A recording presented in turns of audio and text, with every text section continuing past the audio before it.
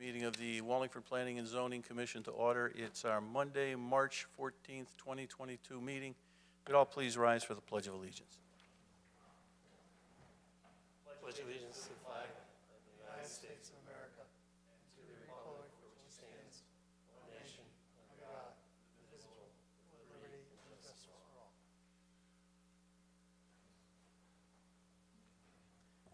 And at this point in time, I'd like to introduce the members of the commission and staff that are here this evening. To my immediate right is Commission Member James Fitzsimmons. Next to Jim is Jeff Cohan, also a commission member. To my immediate left is J.P. Vanoit, who is our vice chairperson. Next to J.P. is Stephen Allenson, also a commission member. And next to Steve is David Parent, who is an alternate on the commission. At the staff table to my left is Cheryl Ann Tubby, who is our recording secretary. And next to Cheryl Ann is Kevin Pagini, who is our town planner. And I'm Jim Seichter, the chairperson of the commission. Our next order of business is consider the approval of the minutes of the February 14th, 2022 meeting. Any commission members with corrections or additions to the minutes? If not, I'd entertain a motion to approve the minutes. Mr. Chairman, I make a motion that we approve the February 14th, 2022 Wallingford Planning and Zoning Commission minutes. Do we have a second? Second. All in favor? Aye. Aye. And I will abstain as I was not at the meeting. Anyone opposed? With that, the minutes are approved as presented. This brings us to our first order of business, which is a public hearing. It's a zoning text amendment for T. Lee Esquire for section 4.26, our town center. Mr. Benoit, if you would please read the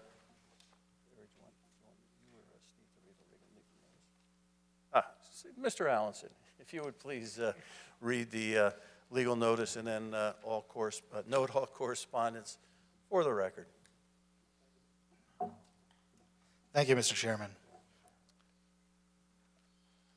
Legal notice, number 501-22, zoning text amendment, /T. Lee, ESQ, sex 4.26.B.15A, 4.26.15B, 4.26.E.1, 4.26.E.2.1, Town Center.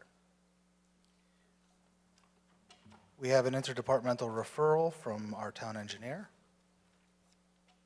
an interdepartmental referral from our fire marshal, an interoffice memorandum from Eric Krueger, senior engineer, to Kevin Pagini, dated March 3rd, 2022, and an interdepartmental referral from our environmental planner. I believe that is all. Thank you, Mr. Allenson. If the applicant's representative would please introduce himself and begin his presentation. Thank you. My name is Timothy Lee. It's nice to see some of you. It's been a long time since I've been before this commission. I filed this application to amend the zoning regulations on behalf of my client, Vigliotti Construction. Vigliotti Construction has a contract to purchase the property known as 28 North Colony Road. That property is located within the town center zoning district. According to the regulations, the purpose of the town center zoning district is to encourage the development and redevelopment of the entire town center area as a vibrant, pedestrian-friendly commercial destination with strong supportive institutional and residential components, while building off of and promoting a town center character. We're here tonight because my client is interested in doing a mixed-use development at the property at 28 North Colony Road. In order to make the development feasible, we are asking that you amend the zoning regulations in 4 ways.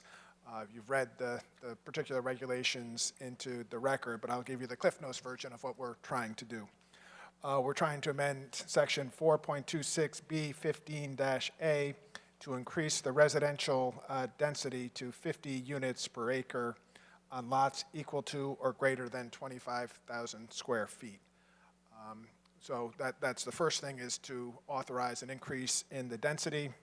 Second proposed regulation change is to amend section 4.26B.15B to allow residential units on the ground floor if the property is located on a corner lot and if one of the two streets is considered a secondary street.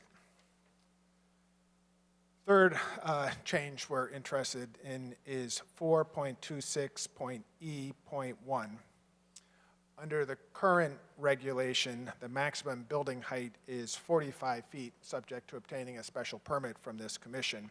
We're requesting that the maximum height be increased to 47.5 feet. The purpose of this regulation is to allow a development that has commercial on the first floor and then 3 residential floors on top of that. I did speak to the project architect, and the way he described it to me is with commercial buildings, you generally have a first floor of height of 14 feet. The residential floors, the second residential floor and the third residential floor would be 10 feet, 8 inches. You'd have 9 feet of living area and then about 1.5 feet of mechanicals and structure. And finally, the fourth floor, the rooftop floor would be 11 feet, 8 inches. And the reason why that's a foot higher is that you'd want to have a structure with a pitched roof in order to get the water to run off the building. So all told, if you add those numbers up, it comes to 47.4, which is right under the 47.5 that we're looking for. Final proposed amendment to the regulation is section 4.26.E.2.I. Under the current version of the regulations, parapets are counted as part of the roof height. Under our proposed regulation, only the portion of a parapet that exceeds 42 inches in height would be included in the building height. So the reason we're making that change is, one, the parapet serves 2 purposes for us. One, it hides the rooftop mechanicals from sight, so it's an aesthetic reason, especially if you're trying to create a nice environment downtown. Second reason is the developer may be interested in doing rooftop gardens on top with seating areas, kind of an amenity for the tenants. Under the building code, you need 3.5 feet as a railing for safety purposes, so a parapet of 42 inches would also serve as the railing level for in case there's a rooftop, in the event there's a rooftop garden on top of the property. As Commissioners aware, this is just a text change to the regulation. If this gets approved, we'd have to come before the Commission with an application. Just to give you a perspective of what we're trying to accomplish with this zone change, I will pass out schematics of the type of building we would be interested in pursuing if this text change gets approved.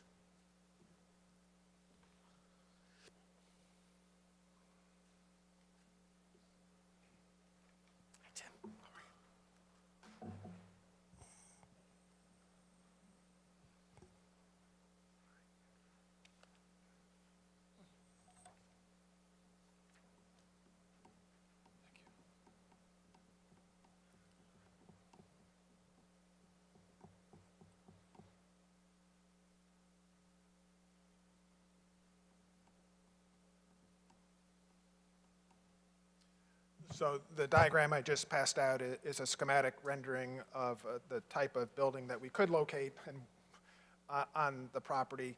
We don't have the property at the exact corner under contract, so our building takes that into consideration, but does have street frontages on the other 2 buildings.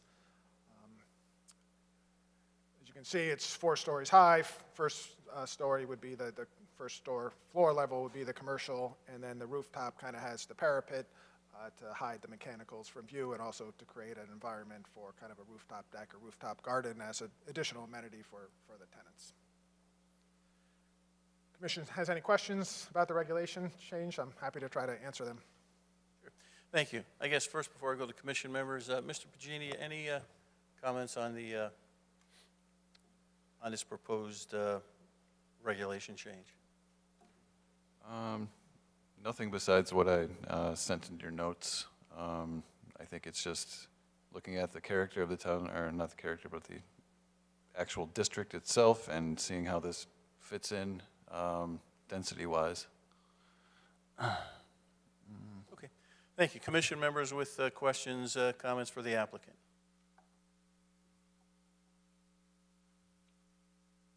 Anyone else start off?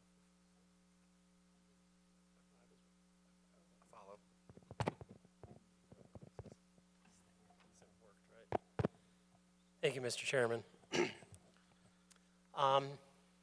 So based on the town planner's comments, you know, one of the big questions is why is such a large increase required? And basically, he goes on to ask, can the development be economically feasible without such a large increase in density? You know, this is in our transit-oriented district. It is in our town center. This handout is not a representation of downtown Wallingford, correct? It's just an example of the building. Well, it's a little bit of I mean, that's a representation of the building that we could potentially build on that site at that particular corner. Okay. So it is a representation of that corner with the building we are proposing to build at that Okay, corner. just an example of that type of building. Okay, so yeah, going back to the density increase, I think that's one of the key questions that. I agree, and that probably is the key question. Obviously, you hit the nail on the head. Part of it's economics. In order to make this development work, both in the land acquisition, the building cost, that the developer needs a certain amount of units in order to make the development economically feasible. So this property is about 38,000 square feet.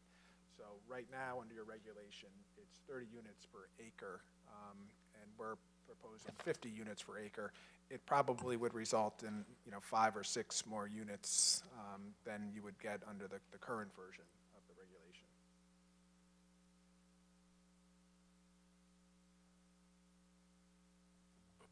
So basically, the answer is it's just economics. Well, I think a lot of it's economics, but I think if you also look at the purpose of the regulation, the purpose of the regulation is to get people living downtown and shopping in the stores downtown and eating at the restaurants downtown. I mean, that's the stated purpose of the town center district regulation. So I think from my perspective, the more people you can get living downtown, the more people you have in the stores and the shops, and the more vibrancy you have downtown. So I think, obviously, from my client's perspective, yes, it's economics. They need numbers to make it work, to invest the money. But I do think there's a benefit to the town as well to having people living downtown.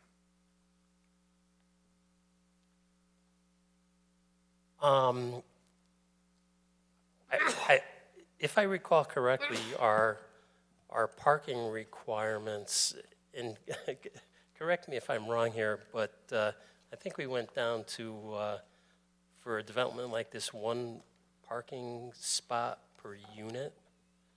You know, is that requirement going to be able to be supported by this, size of a building in this area? The short answer is yes. The architect did look at that. The interior portion of the lot is going to be the parking, and we do have adequate square footage in order to accommodate the parking requirements in this district. We are not asking for a variance of the parking requirements. So that is an issue we looked at.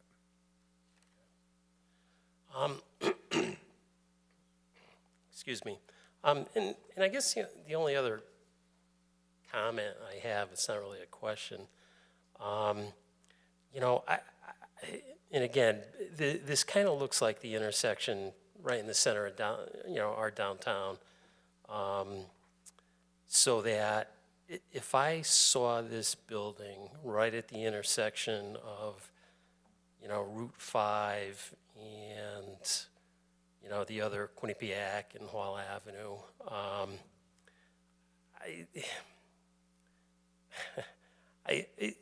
to me, this doesn't look like it represents, Wallingford, that building. And again, my comment is, if this gets approved, I mean, you're going to come up with something that may look totally different than this. Yeah, it's a fair point. I understand. It's a representation of what could go there. Certainly, if it gets approved, we'll, Right. again, with town staff, we'll get some ideas as to what they would like to see in terms of architecture, in terms of the appearance of the building from the road. But this is just the schematic of what it could look like. Right. And again, I'm just thinking probably a little ahead of what we're discussing right now, but, I'm looking at, again, back to the parking where, the ingress, egress would be from, Center Street or Route 5 for something like this. And, I'd have to say that it'd probably be very difficult to enter an exit on Route 5, so we'd have to, do something Center Street. Yeah, that's all valid points. Like I Yeah. said, we haven't necessarily gotten that far in terms of our development stage because we have the property under contract to purchase, and if we don't get by tonight, we don't purchase the property and really invest the money in the engineering and the architecturals. I mean, I do have a site plan that shows an entrance on North Colony and an entrance on Hall Street, but once again, schematic purposes only, and it may not represent what the final development looks like. Okay. Yeah, I guess if I could just comment, I appreciate your comments, Mr. Crown, but I think we're way ahead of ourselves. Yeah, as far and as I'm- the building, because I think there's a couple things we want to keep in mind, that while this gentleman's representing one property owner, a potential property owner, the regulation is for our entire town center. So this regulation would not only impact this particular property, but it would impact our entire town center. Sure, So- sure. Thank you for indulging me. I'm set. Oh, Thank you. that's fine. You folks indulge me all the time, so I appreciate that, too. Mr. Fitzsimmons, I believe you were next. Thank you, Mr. Chairman. I would like to say, I think anytime we're at this meeting talking about downtown, it's a good thing. So I think it is interesting to talk about the zoning regulation text amendment.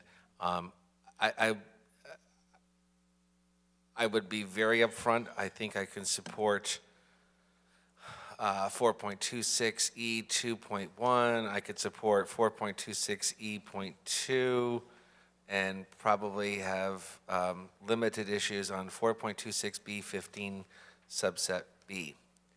For me, no surprise, to echo Commissioner Cohen, it's going to be the density. But I appreciate the fact that you put other things in there, so I'm going to give you my, I'm with you on that.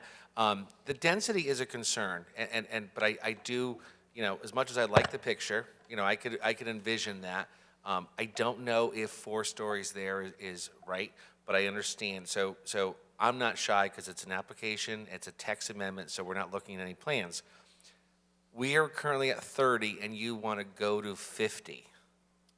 Is there a number in between that we might consider just off the top of your head? And again, I know you're applying for 50, but as I said, I'm just curious because I know I supported the transit-oriented district. I supported the incentive housing. We're just weeks of coming out of this pandemic. So anyone who wants to talk about downtown, you got my ear. But I realize we laid the rules of the road, and then you come in with something. So the density is my area of concern. I'm not shy to share, but we have had it for 30 for so long. The incentive housing we've had, which is slightly lower than that, but is there a number between the 30 and the 50 that was considered?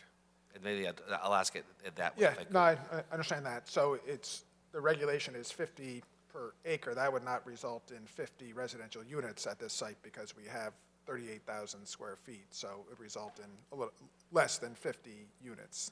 So, but I understand it's a regulation of general applicability to the downtown district entirely, so it's not necessarily just this property, it's other properties, so I appreciate that concern. If I'd have to check with my client on that to see if there was a number that, from their perspective, economically worked, you know, if there's a bare number of units they need to get in order to make the thing work. So if you indulge me for a moment, I will check with them. Sure. Can I, through you, Mr. Chairman, ask a question of the town planner? Mr. Panini, in relation to the Pagini, in relation to the, excuse me, in relation to the density question, Yep. do you know, and again, pop quiz, the density at Parker Place and those I new believe I looked it up, and it said it was 35 roughly an acre. 35 units per acre Correct. over there, and that's the, Yes. the newer? Because I believe it's in the downtown apartment district. I It- believe they went for a text change, or I They couldn't did. find an exact number, but I kind of figured it out. It was roughly 34, 35-ish. Over there, it's roughly 35. Yep. Okay, thank you.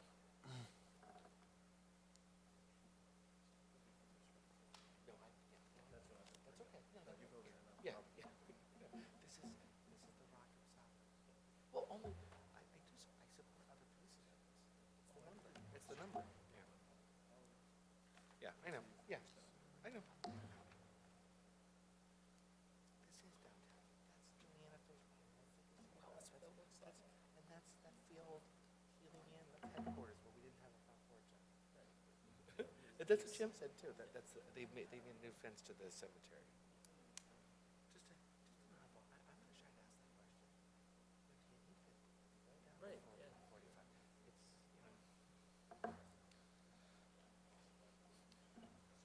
I heard you talking about Parker Place and the density there. These are actually the developers who developed Parker Place, the same people, just so you know that they're legitimate, real developers who have invested in the town in the past. So under our proposed version of the regulation at this property, we would end up with 44 units if you do the math. So that's pretty close to what they need to get it to work. Could it be a little bit less? Yeah, they could lose a unit or two, but that is kind of that they couldn't go really too far below where they are, just with the cost of construction and these days. And as, if I might, and I, first off, thank you for that candor, because I think, as you know, the density for me, I'm trying to visualize it compared to Parker, although Parker is not this area. I'm very familiar with this area, so, and again, I think before I finish, I just say thank you, but also I would agree with the chair. This is a reg change which affects all of downtown, which again, I'd like to see a lot of activity downtown, so it's not just visualizing it on this corner, it's visualizing it elsewhere. So Agreed. Thank you very much. Thank you. Thank you, Mr. Fitzsimmons. As far as my comments, here's coming from this in a little bit of a, maybe a little bit of a different direction as far as just the, well, it's the density. I agree with certainly Mr. Fitzsimmons, the areas that he pointed out that he could support. I think as we all come back and we're saying it's the density issue. But looking at this right now, in my mind, I would say the commission would be ill-advised to approve this as it is right now, simply because we're looking to encourage development in our downtown area. And I certainly understand the economics, and construction cost has something to do with it, land cost has something to do with it also. But I'm looking at right now, our incentive housing zone is 26 units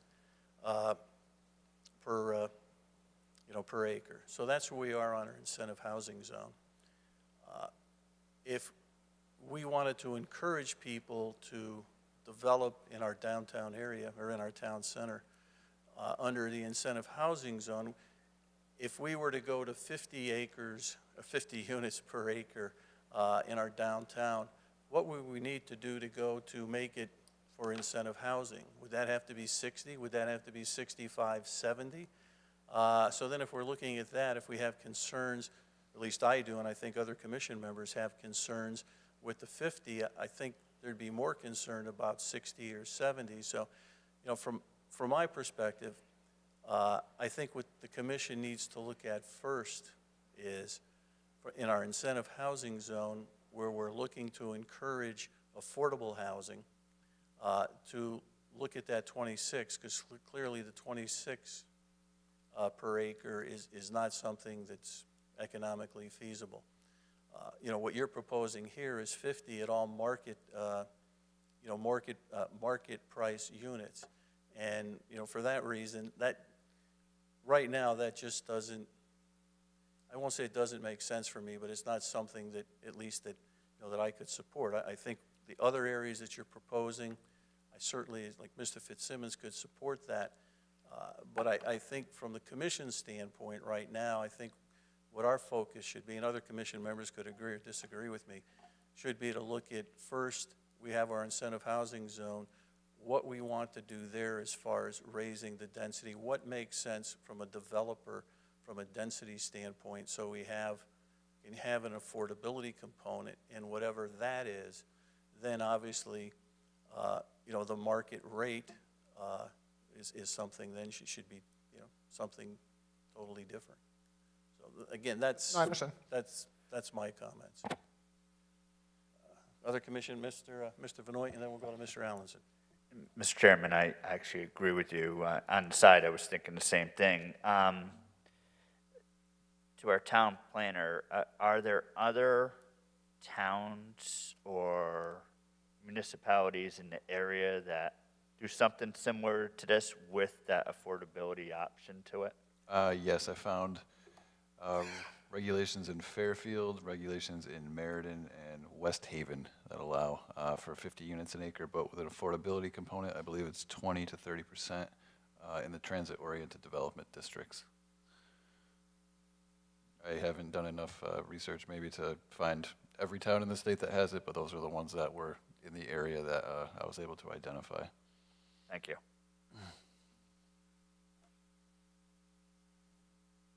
Mr. Allenson. Thank you, Mr. Chairman. I agree with you as well on the incentive housing. If the density there is at 26, making this jump in our town center, again, I'm having trouble trying to reconcile the two of them. I just did a little bit of math, and at the bare minimum of 30 units for 25,000 square feet, that's about 834 square feet per unit, if we're using the minimum. If we brought that up to the 38,000 that this lot has, that comes to about 45.6 units. But I believe, and I attended the workshops when we went into this, and we looked at designs from other jurisdictions on how it would set up and what it would look like based on density. I remember we spent easily over an hour talking about density at one of these workshops, and it was a big question where the number should fall. And I'm having trouble because we're at 30, and you're looking for a minimum of just shy of 50% added to that number. So it seems like a big jump on density. The other issue that, and it may just be me picking on the diagram and the drawing, which they did a great job. Please don't take that the wrong way, but when we were looking at design for over that 3-story, we wanted to be very specific, and we wanted a very specific look. And I believe we had a picture of something that looked very similar to this, and we were really unhappy with that design, which is why I think it's E2 was put in, if I remember correctly, and because we wanted to avoid that type of look. So those two things are a little questionable on my side, and I just wanted to be frank with you No, on this. I appreciate that. Like I said, the design aspect, I think we could, if we ever get that far, we could work on that when we come back with an application. I think the density is something we're going to have to figure out on our end and before we even get to the design element. But I appreciate your interest in the design element, and certainly if we get that far, we can come back with something that maybe is more suitable for this area. Thank you. And that's pretty much all I had. Thank you, Mr. Chairman. Any other commission members? Mr. Parent? Just a couple of things. Everybody's been talking density. And my concern is with traffic, because I'm up and down this road quite a bit, I'm across this road quite a bit, and right now, the traffic is tough. And putting in a larger building like this, I can see it's going to make the situation even more difficult. And then, I'm looking at this, and actually this picture is almost like the Worcester Square area in New Haven. In fact, there's a church that looks like that. And I was down there and I really got displeased by it, because you have buildings like this in this kind of like a park setting, or adjacent to a park setting. And I mean, the sun goes in around 2 o'clock because of the shadows that these things cause. I think maybe this thing would not, be a good proposal for Worcester Square in New Haven, but I don't think it's such a good proposal in Wallingford. And again, my primary concern, however, is the increased traffic. Thank you, sir. Thank you. Thank you, Mr. Parent. Unless the applicant would like to make some comments, we'll go to the public for the public's comments. I don't have any comments. I'll Okay. reserve the right to speak after the public. Oh, sure. Again, this is a public hearing. Any members of the public would like to speak on the application, please come forward, state your name and address and your comments. And I see no members of the public coming forward. So with that, I guess I would ask, the applicant if you have any final comments, and also any commission members with any final comments. Well, But I'll go first with the applicant. This is my thought. I heard what the commission had to say, and some of the things we can resolve down the road with the design of the building, and that I understand. Before we get there, we have to figure out the density that works for my client and also from the town's perspective. So if the commission is inclined, I'd ask that we keep it over. Hold the hearing open for another month. I'll work with my client and the town staff to see if there is a number that is supportable. Come back with you next month. We can have a discussion on that number. If it's something that works from my client's perspective and something that works from the commission's perspective, we can go forward. If it's something that doesn't work out, then at least we took our chance. We appreciate the comments, and we'll go our separate ways. Okay, thank you. Commission members would like to make their comments? I guess I'll comment on that. From my standpoint, I appreciate you making that offer, but as far as what I've indicated, that would really have no bearing on me, because I think that this commission has to look first, in my opinion, has to look first at our incentive housing zone, what we feel is the appropriate density for the incentive housing zone, which provides for affordable housing. Once we come up with that number, then I think, at least in my mind, other commission members can certainly disagree with me, then I think then that builds toward what the number is for a marketplace or a market development. Because I think coming on with a number first for market development, then we're just building higher for our incentive housing. And certainly if we think that coming up with a number for for what you're proposing, and if we think, boy, that's going to be really at the top, then what do we do for the incentive housing zone for affordable housing? We're kind of stuck at it and basically saying it's just not going to work. So again, I appreciate your comments, but at least from my standpoint, that really doesn't work for me, because I think at least me, I'm going to be back at the same place Understood. a month from now where we are right now. But I'll open it out to other commission members with how they like to handle this. Anyone? Mr. Cohen. Thank you, Mr. Chairman. Yeah, I do agree with your comments. We should figure that out. But, you know, I think getting a really definitive density number here too is, you know, maybe worth the time and the effort. But I do agree with you. We need to, you know, get the incentive housing numbers straightened out before we move forward. Other commission members, how you'd like to handle it?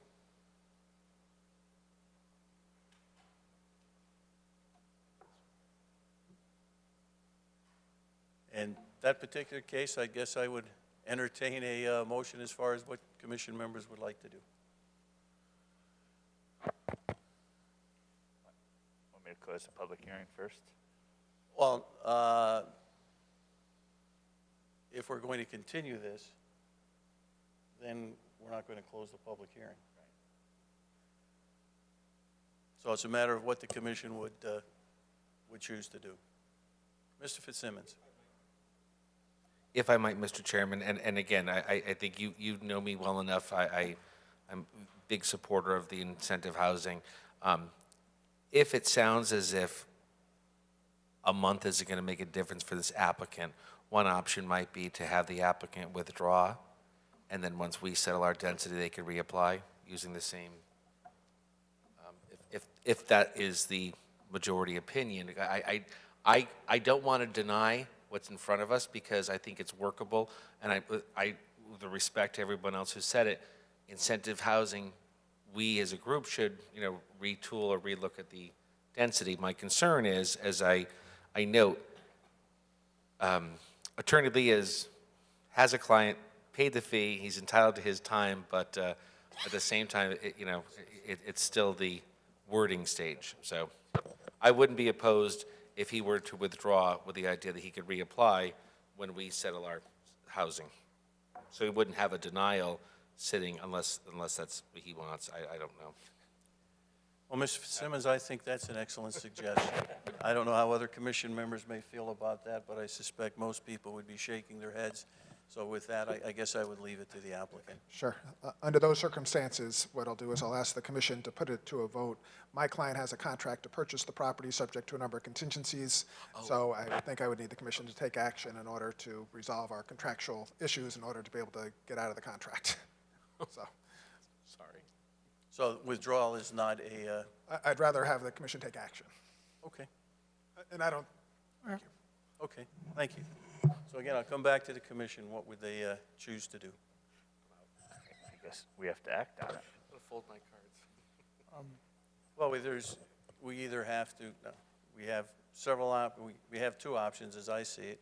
One, we can continue this to another meeting, or we can close the public hearing and act on the application. So it's up to really the commission members how they would like to proceed.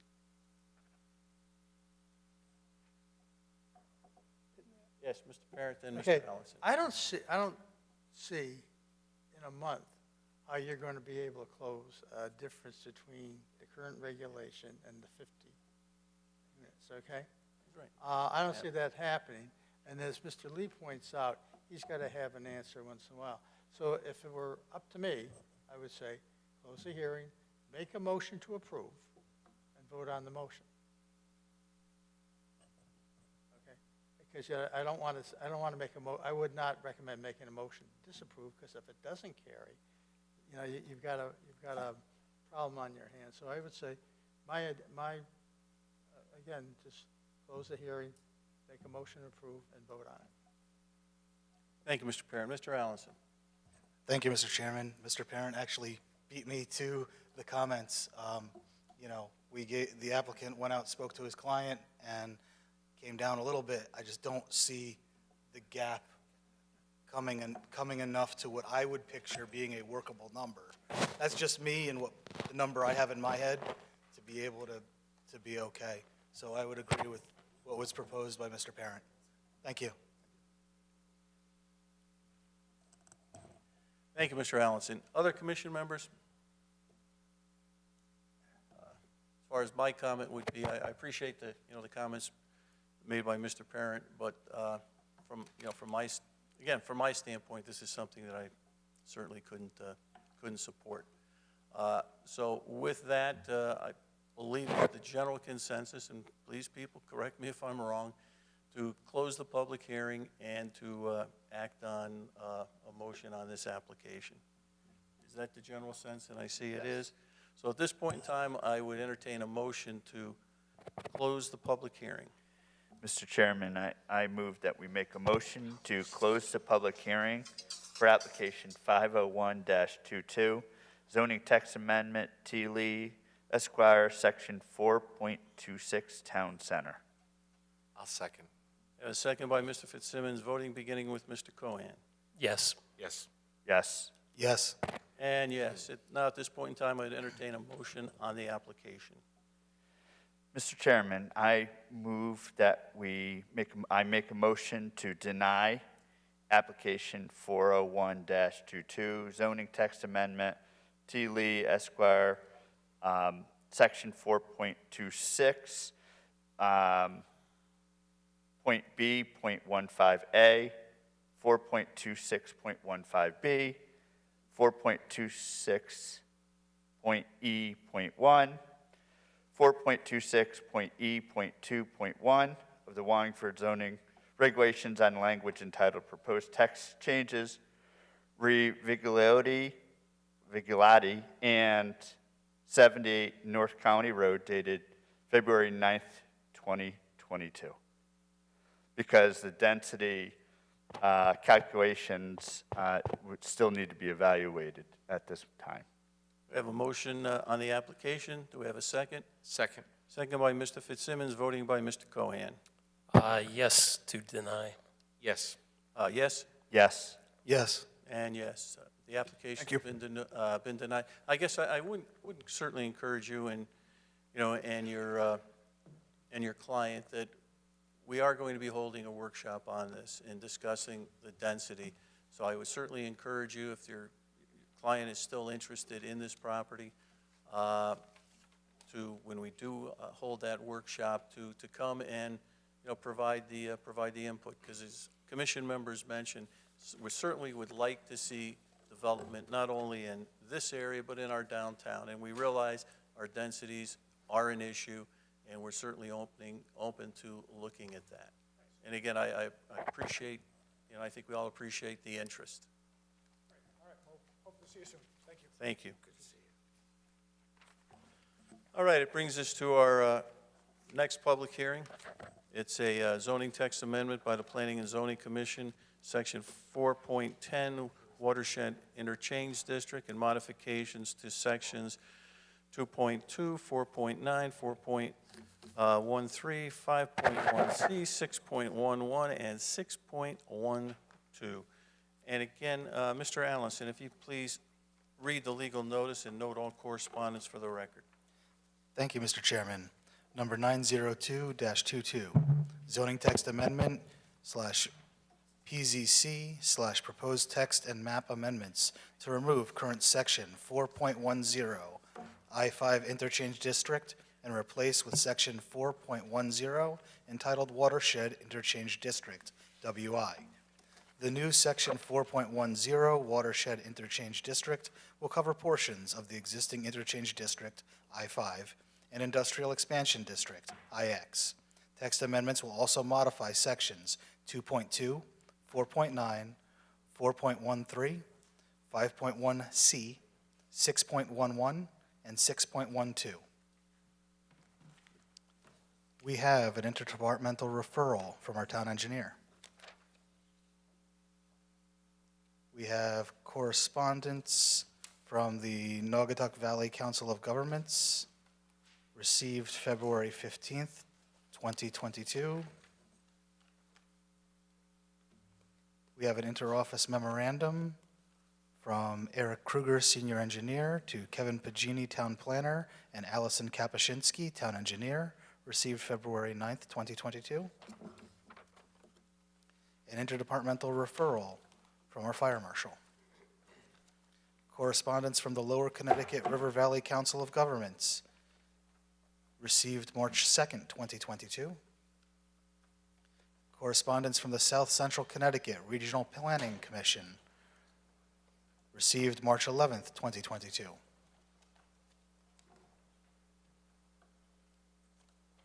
We have a document with a table entitled Parcel Changing from I-5 to WI with the proposed regulation changes dated September 3rd, 2021.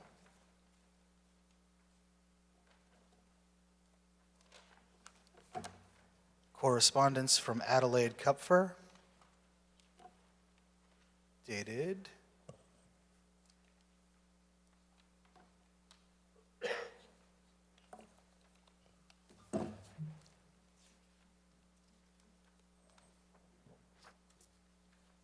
It appears to be undated. It is entitled Proposed Change of Zoning Regulations, Section 4.10, New WI, Application Number 902-22. And it has a footnote that says P&Z meeting for 3/14/2022.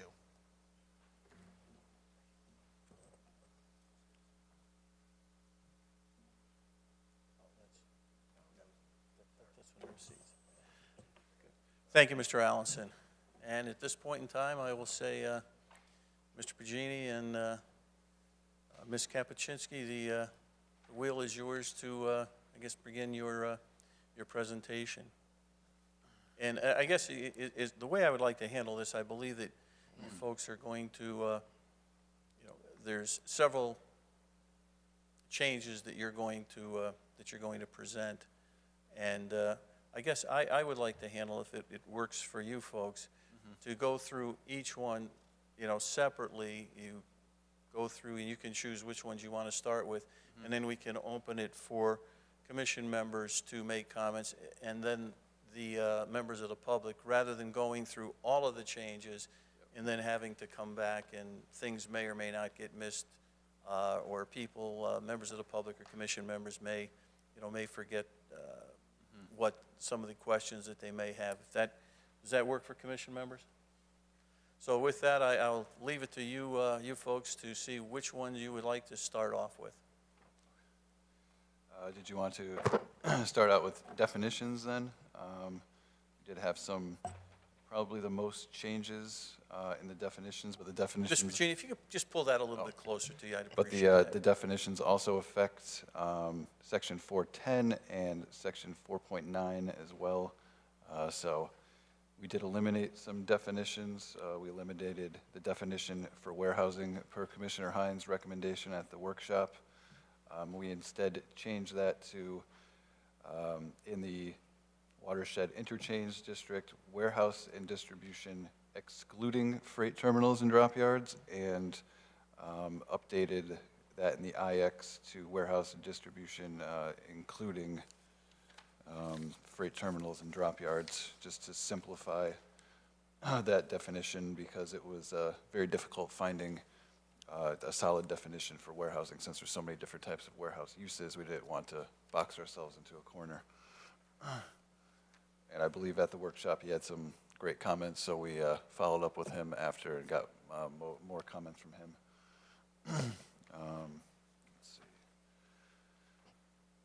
And then we also consolidated manufacturing general and manufacturing light.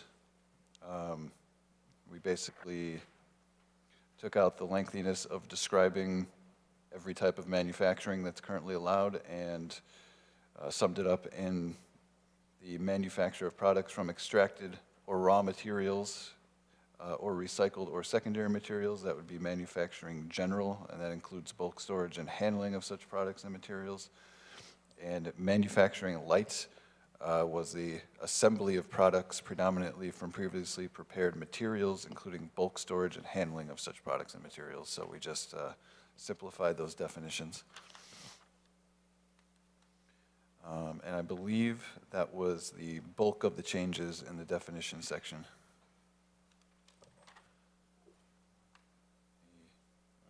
Thank you.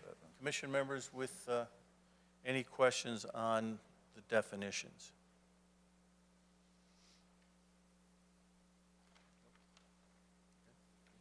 Any members of the public that would like to make any comments on the proposed changes to the definitions? Or any comments? Seeing none, please continue. All right. So the next change affects the 100-foot setback to waterways only. We decided not to include wetlands in that definition because we were mainly concerned about runoff affecting surface water. And not all wetlands drain out into different tributaries, so we didn't want to be overly restrictive in that area. We did have some comments from some landowners in the area that it was overly restrictive, so we kind of consulted with the environmental planner to see if that would be an issue, and she didn't have an issue with that. She felt like because of the way the state allows for wetlands, it goes by soil type, so not every wetland will necessarily drain. So we just made the 100-foot setback to waterways only. And I believe that was in the Watershed Protection District and not the WI district. I think that was. But I guess maybe I was misunderstood. If, what I'd like to see is going through, like we have the specific terms, we have that at 2.2 is one. Because what you're talking about here could get a little confusing as far as that definition. That's within the, within the watershed. Correct, yep. Protection. So I guess at least from my perspective, it makes it a little bit easier for me to understand if we're dealing with the specific sections that we have. Like we have section 2.2, we have section 4.9, we have the various sections and discuss, discuss it in that manner. Yeah, so the industrial expansion district, we did, that's section 4.9. We, like I said, we only changed the warehousing and distribution to the definition of warehousing and distribution, including freight terminals and drop yards. That was the only major change in that section. If I may add, we also did remove the helipads as a Yes. special permit use per request by the commission. And I believe we also had changes to the landscaping requirements and made sure to include parcels within the IX and WPD as a special permit to allow the commission to have some more in-depth questioning during the application process. Okay. So again, this is what we're focusing now on is 4.9 industrial the industrial expansion zone. Correct. I noticed in looking at that, there was an B4 for research and development. Just refresh me, we eliminated the at least the 25,000 square feet for a building? Yeah, that was actually done prior to us working on it. I think it was Okay. November of 2020. Correct, yeah. Okay. And then I also noticed, though, that in here, we have some existing residential uses within the zone, but it doesn't indicate those as permitted uses, existing residential. I know in the watershed, or the forgive me about the language, on the Watershed Interchange District, where we have existing residential uses are included. So I think that should be added. To the IX? In the IX, because obviously there's existing residential, so I believe that should be, that should be added. And then also, if you go to E10, where it talks about antennas, it talks about dish-type antennas. So any other antennas would not be allowed. I know in the past they were.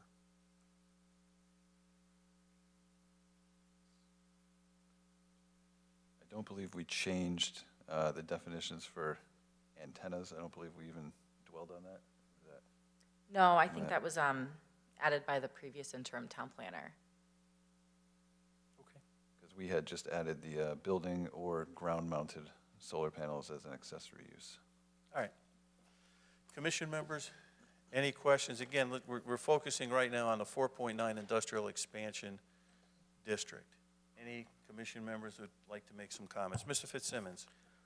Under section 4.9 F3C, or page 4, under landscaping, it says at least 75% of the minimum required open space shall consist of undisturbed natural and native land and other land areas which will be transferred to a native and natural state that promote pre-development. I don't remember that conversation, and I'm thinking of the IX. Can we soften that to say up to 75%? Because if somebody doesn't want to, do they have to? Because that's a big chunk, and that's a big change compared to, I know we're not looking at corporate headquarters up there as much as, we would have liked, 20 years ago, but 75% of your open space is woods, as I would describe it. I don't know, because it says at least, and I don't remember us having a big debate on that. I get the area. I just think it could be softened to say up to. We would allow up to 75%. What if somebody did want to put in a manicured lawn? Just a question, actually, through the chairman to. I don't remember us saying it must be at least 75%. I believe it was a comment from the workshop. You correct me if I'm wrong, but I believe it was actually requested by someone from the Economic Development Commission, from what I recall from my notes. Well, I think we have members from the Economic Development Commission here this evening, so I guess they would be able to comment on that perhaps a little later. I think they wanted to make the landscaping requirements the same in both districts. I remember that being a comment, so it wasn't confusing and so on and so forth. But Wait and see. Yeah, and as I was kind of going through some of these numbers and doing some sketches to see how it would play out, the 75% of the minimum required open space, at first I read that as 75% of their open space that they have on site. And some of these parcels are quite large, but it's really just the required. So, if you're only required to have 2 acres of open space, then you take the 75% of that needs to be undisturbed. Food for thought. Other commission members? Again, members of the public, they would like to speak. Again, please, your name and address and your comments. And again, what we're talking about right now is the industrial expansion zone. Okay. My name is Mary Mashinsky, and I'm Executive Director of River Advocates of South Central Connecticut. And I actually have testimony on the whole package, but on this particular issue, what our group does is we protect water quality and public recreation of water bodies in the Lower Quinnipiac, the Mill, and West River watersheds and New Haven Harbor. When we conducted watershed sampling last year throughout the watersheds with trained volunteers, including some students from the VOAG program at Lyman Hall, we got monitoring results that showed clean waters on a dry day and bacteria-impaired waters during and immediately after a rain event, showing that the stormwater is being contaminated from runoff. And this is very typical of an urbanized landscape when people replace forest cover with paved surfaces. So we actually like the idea that came up in the workshops of increasing the native cover on the landscape and reducing the lawns, because what you do get when you leave as much acreage as possible, especially upstream of and alongside reservoirs and alongside streams and rivers, is you get natural filtration of the incoming problems. And it is cleaned up simply by having that native forested vegetation. So a sea of lawns is actually not a good thing for water quality, and it may look nice to the eye, but it's actually not a good thing for preserving high-quality water it does deteriorate the water quality.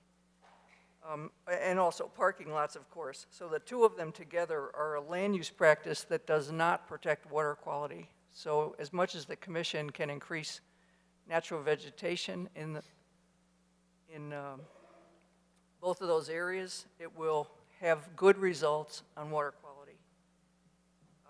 Will filter and clean up stormwater. And incidentally, will also increase wildlife habitat, which the residents of Wallingford enjoy. They enjoy seeing the wildlife crisscross across the town, and you will also enhance the wildlife value of the parcels as well.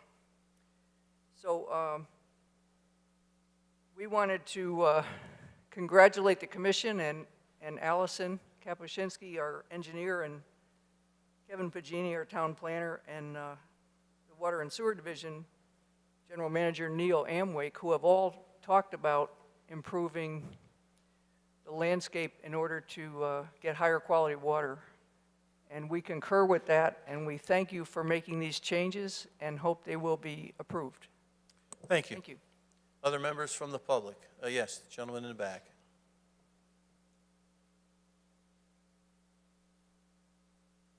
Good evening. For the record, my name is Jim Wolf. I'm a member of the EDC. And yes, I am the one who recommended at least 75% of the land, the open space, be natural woods. It came from the water department originally. They recommended it. I thought it was a great idea. Lawns, use fertilizers and so forth. And I thought the protection was great, so I was thinking in both zones, we should have the same thing. So I'm the guy, and I still think it's a great idea. Thank you, sir. Other members of the public? Any further comments from commission members on this? Okay, with that, it might be appropriate if we were to go to 4.10, the Watershed Interchange District. Okay, so just a reminder on this district, I have the maps in front of me here in case anyone wants to visualize it, but it will be replacing parts of the IX and I-5 currently in the Watershed Protection District. Not all parcels that are partially in the Watershed Protection District will be included in this district, though, so I just wanted to clarify that to make sure that we have that set. But the major changes in this, I don't believe, do we have anything that major change in this section? No, I think you mentioned it earlier, how, Yes, we changed the warehousing and Yeah. distribution to exclude freight terminals and drop yards in this district. Because the intention of this district is to protect water quality and enhance more low-intensity uses, and we felt that freight terminals and drop yards were not appropriate for that district. also, when we submitted these initially, we included accidentally ground-mounted solar panels as a permitted accessory use. We have removed that. We don't believe that they belong in the Watershed Interchange District. And we also did have discussions preliminarily, because it was a suggestion from one of the public comments regarding the solar covers. Yeah, the canopies. Yep, solar canopies, there we go. So that would be something that I would be supportive of. I believe Allison. Yeah, just a be. quick background on that. The solar canopies are within impervious areas, so within parking lots. Yep. So they would be constructed on parking lots that's already, disturbed land. It wouldn't be clear cutting anything, reducing any sort of open space coverage. And also in relation to this district, Tim Ryan said I can call him out by name, but he had suggested on Friday, which did not make it into your packets, that I know we're not on building coverage yet, but it's building coverage for this district, be increased from 15% currently to 30%. And that's just building coverage. Mr. Chairman, would you rather us talk about that now or when we get to 5.1C? Excuse me? the building coverage for WI. There's a change from what was submitted in the packets. No, that if we're you, requesting. if you would talk about that now, because it would Sounds deal good. with this. Great. Yeah. Okay. I guess just a little more background on that. When we were looking at building coverage in general, it's kind of been a moving target between, you know, our beliefs or, you know, what we think it would be the appropriate amount of coverage for building and for the required open space, water and sewer, and economic development. It's kind of been, you know, a moving target this entire time. And, you know, we finally, you know, sat down and ran some calculations, took some sample parcels out there, and tried to understand what our overarching goal is. And really, as we got into it, it's really to limit the amount of impervious parking area in the WI zone, the proposed zone WI. Building coverage, stormwater that falls on buildings is really considered clean. It could be infiltrated right into the ground. It's very easy to treat. So as we were looking at this for the IX zone, we were changing these numbers, but then we didn't go back and check WI to see if we could change those numbers as well. So really, the changes in the IX are reflected in WI as well, a little less intense of uses and additional required open space, just for the nature of, like Representative Pzcc was mentioning, the more wood cover, the more natural open space, the better for the water filtration. So it's a little more background on that proposed change. Any commission members like to comment on that? On the change or just with the Watershed Interchange District? Members of the public? And again, please, your name and address. Thank you, Mr. Chairman. Adelaide Koopfer, 35 Whiffletree Road here in Wallingford. I would like to support this change, specifically the Watershed Interchange District. I don't know if you had time to read through my email. It was stated on this past Friday, March 11th. I'm sorry I didn't write it out. So my main concern is really the drinking water. Watershed supply, the Muddy River, is one of the main tributaries to the Mackenzie Reservoir, which is about 75% of our public drinking water. And the map I included in my email, or in the letter that you received. So the state is monitoring the water, as Mrs. Pzcc referred to, for aquatic life and recreation. And they recommend anything above 12% impervious cover will have a negative effect on aquatic life and recreation. Now, this particular area, the Muddy River watershed and the upper part of that, at this point stands at 70% impervious cover. So that's already above the recommended level for aquatic life and recreation. This is not about aquatic life and recreation. This is about the water we drink. So I really urge you to approve this, limit any parking area as much as we can. I understand it needs development, but there are certain uses that would not affect our water as much as other uses, specifically the parking areas and the, I still call it warehousing. I'm sorry, I can't recall the exact term right now. So I think this is a fair compromise. Also, the increase in open space, please keep that. Just to make sure that we can maintain our water quality. As Mr. Amway said at one of the previous meetings, once, for example, not only oil and chemicals, but also the salt used, once it's in the water, it gets really costly to get it back out. And we can't afford that. So I support this proposed change in amendment, and I ask the Commission to approve that. Thank you. Thank you. Other members for the public that would like to comment? Hello, I'm Eric Krueger, a senior engineer for water and sewer, so I just wanted to say a few things. Obviously, you know the whole reason for these regulation changes, but I'm just going to kind of summarize some of the things that are good for the water division and for the water supply. The regulations now call for a limit on parking to 120% of the required minimum. And the 75% of keeping the 75% of the required open space as native and natural, that was one of our comments for the watershed area.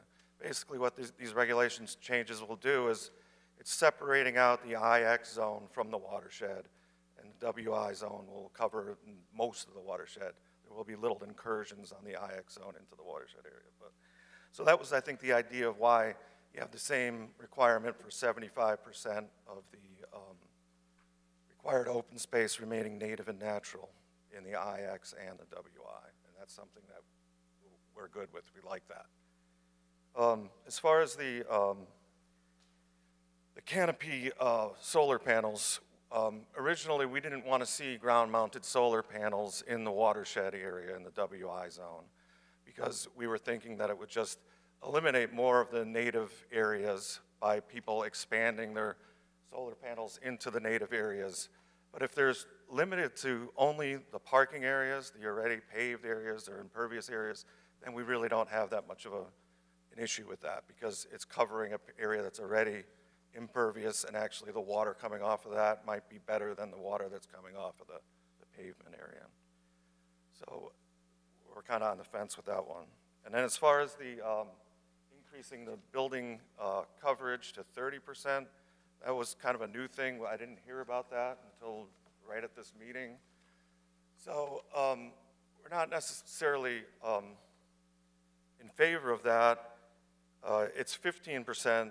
On the IX zone, the open space areas have been reduced. The building coverage areas have been increased. But in the WI zone, we were hoping to keep the status quo. And building areas, truly, the roof of a building, the drainage that comes off of that is cleaner than comes off of a parking lot. So a bigger building's not necessarily an issue from that perspective. But if you allow larger buildings, you will be increasing traffic or potential employees or potential activity in that zone. So I would say that we would like to keep the status quo if possible on that. That's really the only items I wanted to bring up here. If I could just, sir, ask you a question, much like you were listening to our conversation with the other applicant as far as what may or may not work. They had a number from the standpoint of the number of units and what was their number. I guess I would ask you, you mentioned, the coverage, the 15% you felt comfortable with it was proposed by the Economic Development Commission at 30%. Is there would you feel comfortable if it went to 20%, or do you feel that the 15% is a number that you feel comfortable with and would like to keep it at that? I guess I would ask you that. Again, and I don't want to put you on the spot, but I guess I am. No, I think what we were trying to accomplish with everyone involved was that the IX zone now is separate from the watershed, and the densities were allowed to increase, the open space were allowed to decrease. So my recommendation is to keep the status quo in the IW zone, or WI zone at 15%. Good. Oh, I appreciate that. I appreciate that comment. Thank you. Okay. Any other members of the public?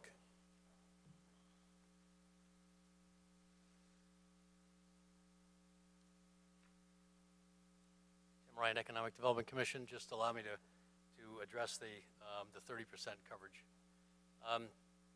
It is consistent, as discussed with Mr. Pagini and Pzcc.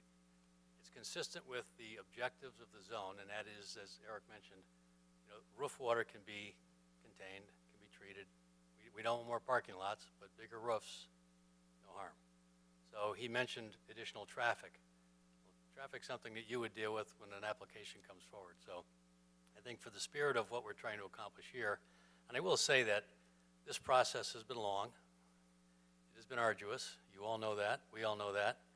And I am very, very proud of what's come out of this. This has been a collaborative effort from not only the town planner's office, town engineer's office, the law department, the mayor's office, water, sewer, I mean, we've come a long way, and you know, you've heard me come before you before to say that we are not just about development, we're about responsible development.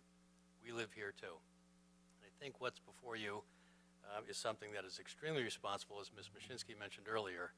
It protects our watershed, it allows us to develop responsibly, and I don't think going from 15 to 30% is going to change that at all.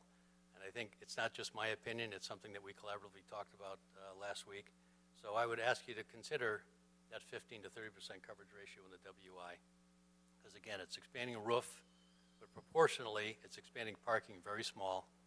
It's more expanding roof, and again, if traffic is the concern, you address that under a separate application process. So, thank you. Thank you. Other members of the public? Can I just add on to that really quickly?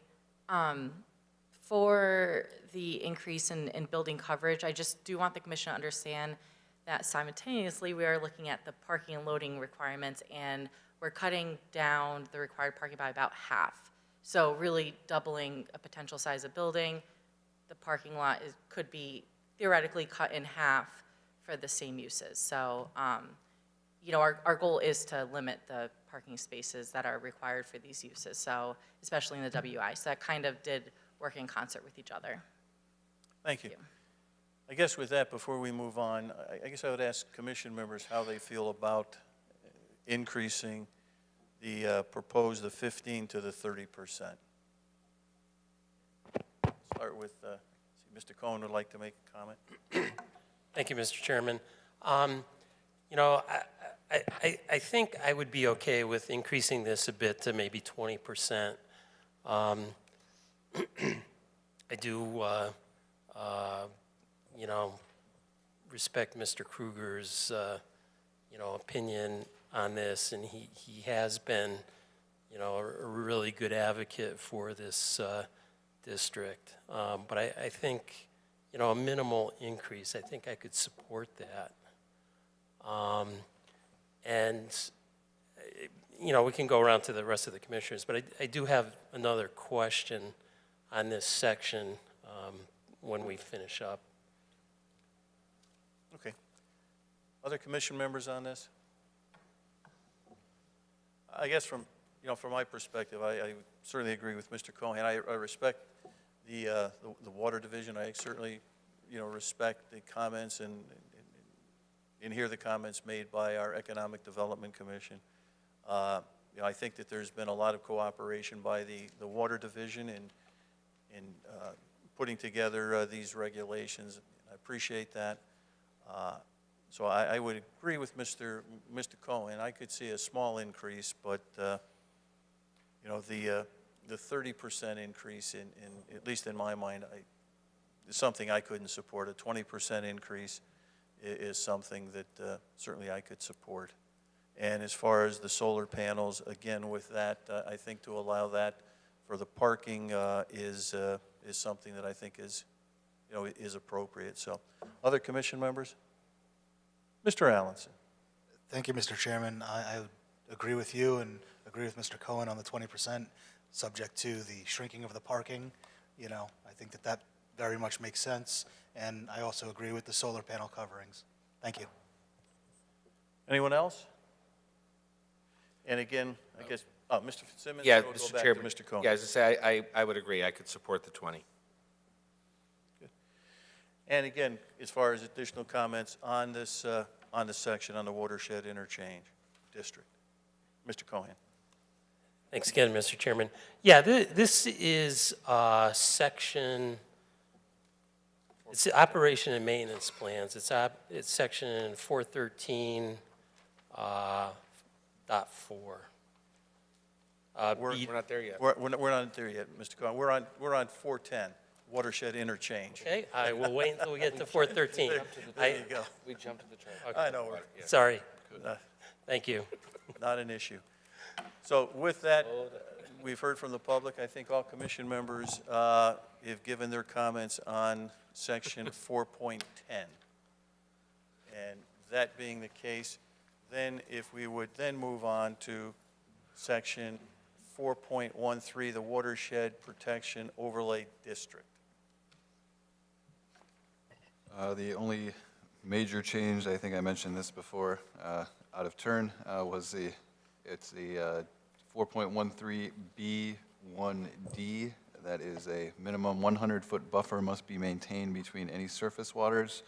And we just got rid of wetlands in the area. I think I kind of explained why we came to that conclusion before. We did get some small pushback from certain landowners in the area, and consulted with environmental planner, and she didn't have any issues with not including wetlands. She's more concerned with the surface waters being protected in that area.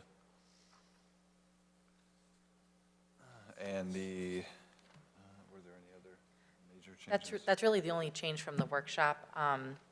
Something else I just had to note was that the 120% parking maximums apply here too. Yes. And that was really to make sure that it's applicable to zones that are not zone WI or IX. You know, it's separate. It's a very large watershed protection district, so. Correct. Okay. Thank you again. So then, commission members, Mr. Cohan. Not for 410. No, we're on, we're 413. 413. All right. Sorry. Thank you, Mr. Chairman. Yeah, 413B4.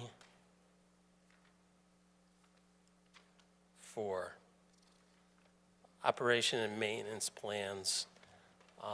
And I'm glad to see this section still in here, because this is one of the sections we actually discussed removing in some of the workshops, but I really argued against keeping this in there, so I'm happy to see that.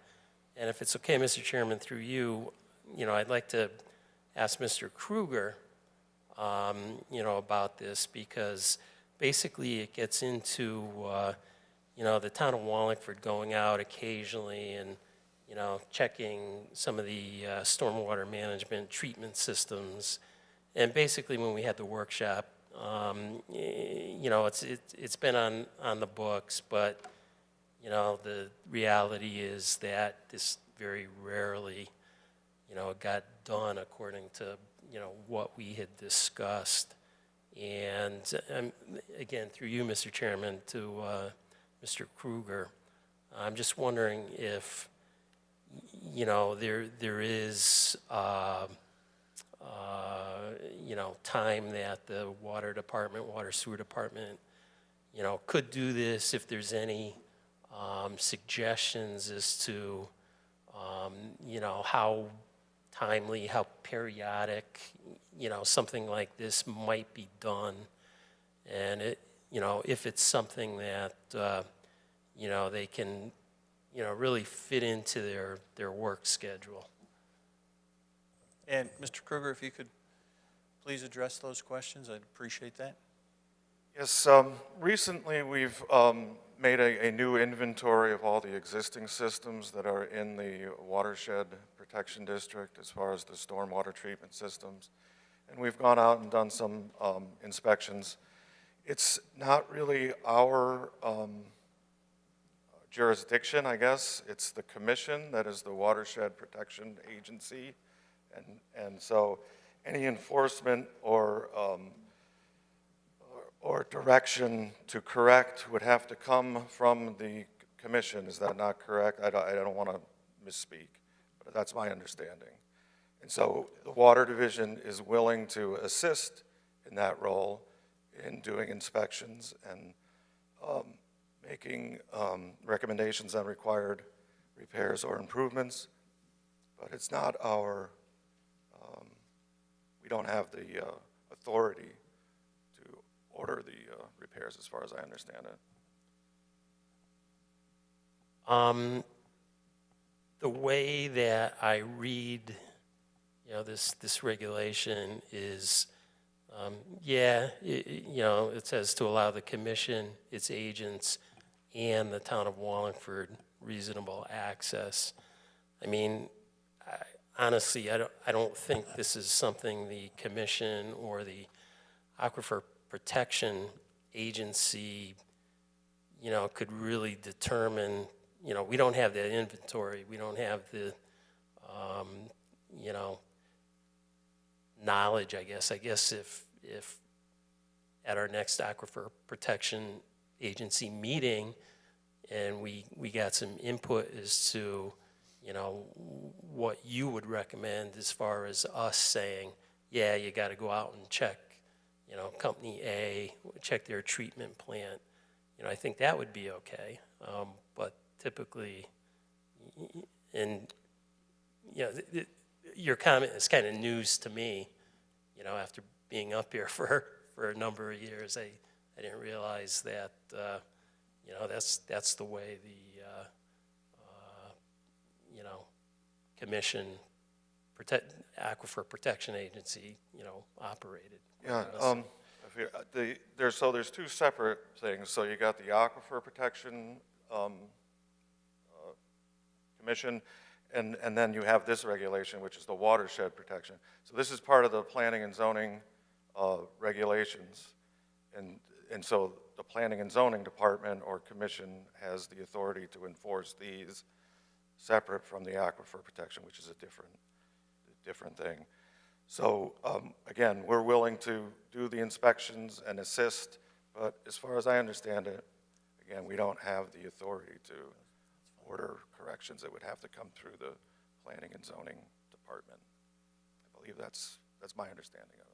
So again, just to clarify, if we found an issue or felt there was an issue or said, gee, we need some inspection, that with the assistance from the Water Division, you folks would go out there and do that inspection, and then for whatever action that would need to be taken, it would be the commission that would direct the action. Is that correct? Yeah, or whatever the planning and Yeah. zoning enforcement agent Yeah. is, yes. So again, if the problem comes out, you could help, or the Water Division could help identify that problem and what a solution may be, but it would be the planning department, or the commission, that would be the one that would have to, I guess, enact that, or have the applicant, have the property owner enact that. That's the way I understand it. Okay. And I believe Mr. Fitzsimmons was shaking his head and saying that's how he understands it too. Agree. It was when way back when, that was always, it was going to be the P&Z through would have the authority over water and sewer. There'd be like the water police, like if we had to call the police for a zoning matter, we'd call them for a, you know. Yeah, because I believe the law department did change that, because we did have it originally as the Wallingford Water Division, but we couldn't technically put that in there, so.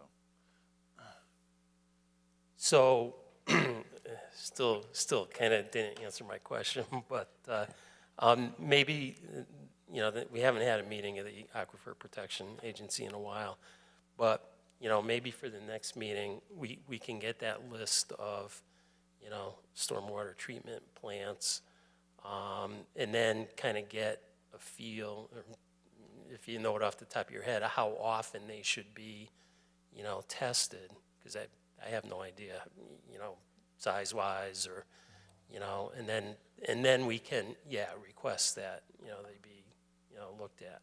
Because I don't ever recall, you know, making a request to have one inspected.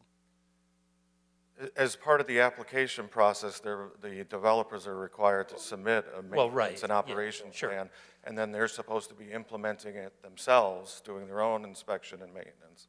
But we need to check up on them periodically to see if it's being done, and if not, then instruct the planning and zoning enforcement to order them to make a repair. But, you know, I think what Mr., I don't want to speak for Mr. Cohen, but I think what he's saying is that that's something that we really have not been doing, because we, at this point, don't really have we don't have a list, or at least the planning department doesn't have that list.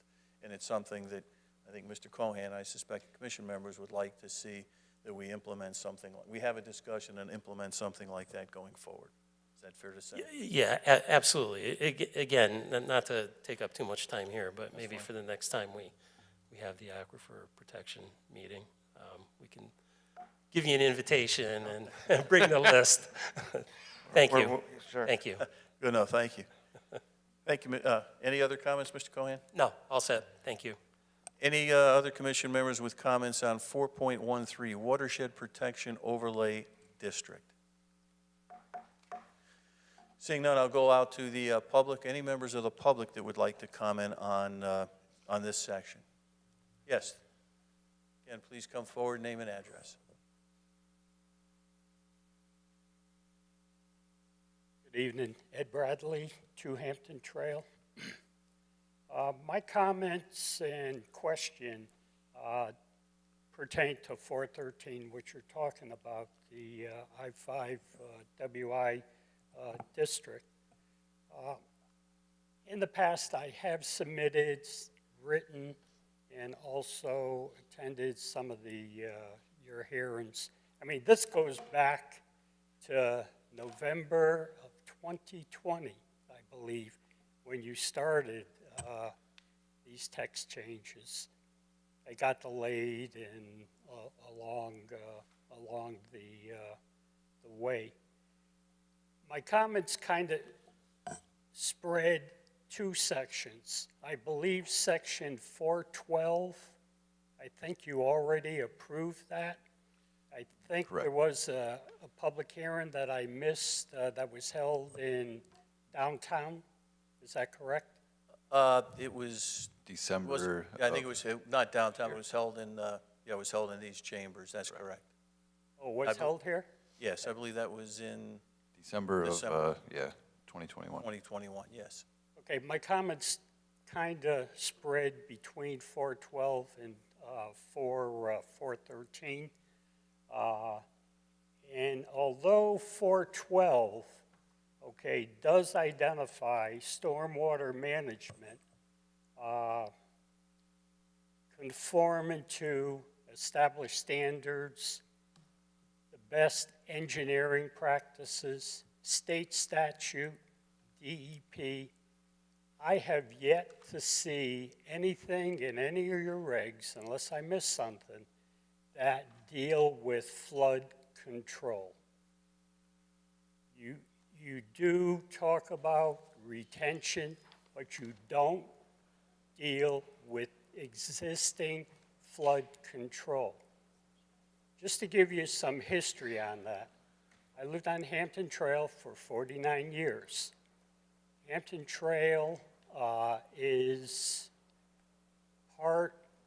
not part of the I-5, but the I-5 borders that in the Gillespie Ringrose property. It's Williams Road, Route 68. And again, we've never had flooding conditions as they exist today. When we moved there, there was some water that would come over the Muddy River on the west corner and flood that edge of the road. What happened, they started putting in Research Parkway. That's where a problem started. State DOT, it caused flooding on the corner of Route 68 and Williams Road. I don't know how long you people have lived out there in Wallingford, but on the corner of Williams Road, there was a pond called Miller's Pond. And what the state DOT did at that time to alleviate that flooding on Route 68 was to go in there with sledgehammers, seen it myself, and destroy the dam. Eventually, the dam did burst, and all that silt and sediment came down across the lawns and everything on Hampton Trail. That was the start. Then Bristol-Myers came in. We had, all know, we had big problems with silt and sediment with Bristol-Myers coming down into Spring Lake. Spring Lake, the capacity of the lake has diminished so much that the lake now backs up to the edge of my property in my backyard. If you go in the northern end of the lake, it's only ankle deep, ankle deep. And there's other issues that were addressed. Mayor Vumbaco did address the culvert that goes under Hampton Trail increased it to a 42-inch culvert. It helped some, but still nothing. In the 1990s, you approved a subdevelopment in Grebe Trail up in the cul-de-sac, Cedar Glen. At that time, and again, I've seen it with my own eyes, the developer also built homes on Williams Road. Instead of taking his heavy equipment and trucking it around to Williams Road, he ran it through the wetlands, which is the I-5, or the Watershed Protection District. That crushed the main banks of the Muddy River. Now the water floods both on the east side and west side.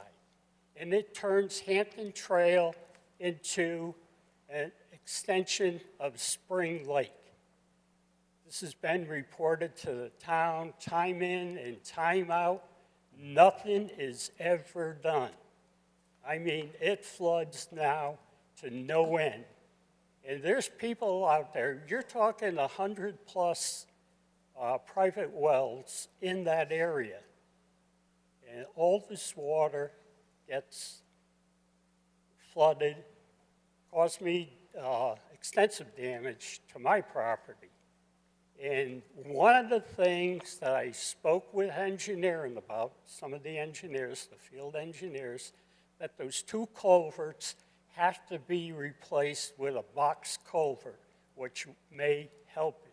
The road has to be redone. The sides have to be milled so that proper drainage comes in. And it just goes on and on and on. One thing I would recommend is that land north of Hampton Trail, which is all open space, be acquired by the town as open space. I agree with what Mary said. I agree with the other speakers on the environmental, the water quality, and from there. But until something is done to address flood control, unless I'm missing something, I don't see anything in your regs that deal with flood control. No building should be done in that area until it's addressed. You know, engineering's been out there, they shot elevations, and it's just the water that's coming in is really being backed up. Recently, I got dam safety of DEP involved. They're involved with what's going on with the dam. I sent some pictures and correspondence to Kevin. This goes back to 1990, where they tried to find ownership of the lake to require the dam be repaired. Well, the dam's been repaired and narrowed, which causes more of a backup coming upstream. I've never had water in my garage, never, until the past couple of years. So what I'm saying is, before you think about building in that area, think long and hard about the flood conditions that exist down there. If you want documentation, you want videos, you want pictures, I got tons of them. But flood control, we need flood control in that area. Thank you. Thank you, sir. I guess although I see Mrs. Pzcc shaking her head, but I guess, the gentleman had, made some comments about, about the lake and about some of the things that engineering has done. And while, this isn't specific right now with what we're discussing, but if you could maybe give us some background into this and what the engineering department of the town may or may not be doing with respect to this, and how those concerns or issues could be addressed in the future. And again, it's not that it's going to be resolved this evening, and I think we all realize that, but I think the gentleman has raised some issues, and I think it's important to at least have, you know, some insight into this from the town and the engineering department's perspective. I don't mean to put you on the spot, but. No, it's okay. Yeah, I just don't want to muddy, you know, the regs No, that are in no, I front of us. understand So that. it is, you know, No, I kind of two understand that. separate. It's separate from issues. the regulations, but, So it sounds like there definitely has been some alterations to the dam at Spring Lake, which Muddy River runs right through. I know Erin O'Hare is involved. She's been trying to track down who's doing the work. I think she's gotten pretty close to finding out who's actually been doing the modifications. But really the bigger question is who owns the land, because that's really who would be served with the violation. Because it appears that it would be a wetlands violation because they've done a lot of work to the that whole area where the dam is. It's the south end of Spring Lake. Until that point, I haven't checked in with Erin in a little while, but you know, I think she was researching or trying to find out who might own that land. Engineering did do a deed search and couldn't find any ownership information, so it likely is owned by the initial developers. And I think probably at that point, law department would have to get yeah, that would involved. be, I guess that would be my next question. Yeah. Again, if our environmental planner is having difficulty running it down, I would think that should be something given to our law department to, Right. you know, Yeah, to determine who the owner is and how this situation can get resolved, or should get resolved. Yeah, I think that's the next step. Unfortunately, Erin O'Hare was out unexpectedly understand. for a little while, so I think she's probably going to pick it back up when she kind of clears her desk out. But yeah, I think that's really where a lot of the issues might stem from, and we're interested to see how that might resolve. Okay. And I would, I also again, I'm discussed sure this. she's working on that, but when she does, if you could have her put her focus on that, and I know she has a lot of other things to do, but again, as the gentleman indicated, this appears to be going on for some time. I just want to say, I discussed this with Erin this week, and she said we're going to try to get a meeting together and figure out, you know, some way to at least try and make some headway on the situation. So that's where we left it as of 2 days ago. Okay. And again, I apologize for getting sidetracked on this, but again, the gentleman raised the issues, and I felt he deserved to have some type of a response. Any other members of the commission who would like to comment on 4.13, the Watershed Protection Overlay District? Okay, seeing none, moving on. Just so I'm clear as far, yes, Mr. Fitzsimmons, certainly. Sorry, Mr. Chairman, I apologize. I'm going to go back to Commissioner Cohen had talked about the operation and maintenance plan, and I was just looking at something. Under our current zoning book that I have, 4.13B7 says the Water Division shall have the right of access without notice for the purpose of ensuring that the owner properly maintains and operates the facility. The Water Division shall have the right to take water samples, order repairs or changes to the equipment and facility. So the current proposed change is an update to that, correct? Okay. Correct. It's the next piece that is why I'm speaking. Number 8 says, the owner shall post a performance bond with the Water Division to cover the construction and startup of the stormwater treatment system in an amount and in a form to be determined by the Water Division. This work may also be incorporated within the normal water sewer utility installation performance bond required for the site, and that change was effective in '95. Are we still doing that? I believe we added that section into the stormwater management regulations, the 4.12. Okay. Bonding for. Let me rephrase the question. Are we collecting a bond for anybody who has this? Because this is in addition to what Mr. Commissioner Cohen was talking about, enforcement, so to speak, operation and maintenance plans. I'm just curious, our current regs say we would be collecting a bond, the water and sewer would.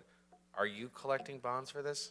Under the current regulations, we are, and it was, I believe it was, the reason for the changes came from the law department because really the water division has no authority under the zoning regulations to do that. So that's why it's been changed. But yes, we currently, typically what we do is when there's a development, we'll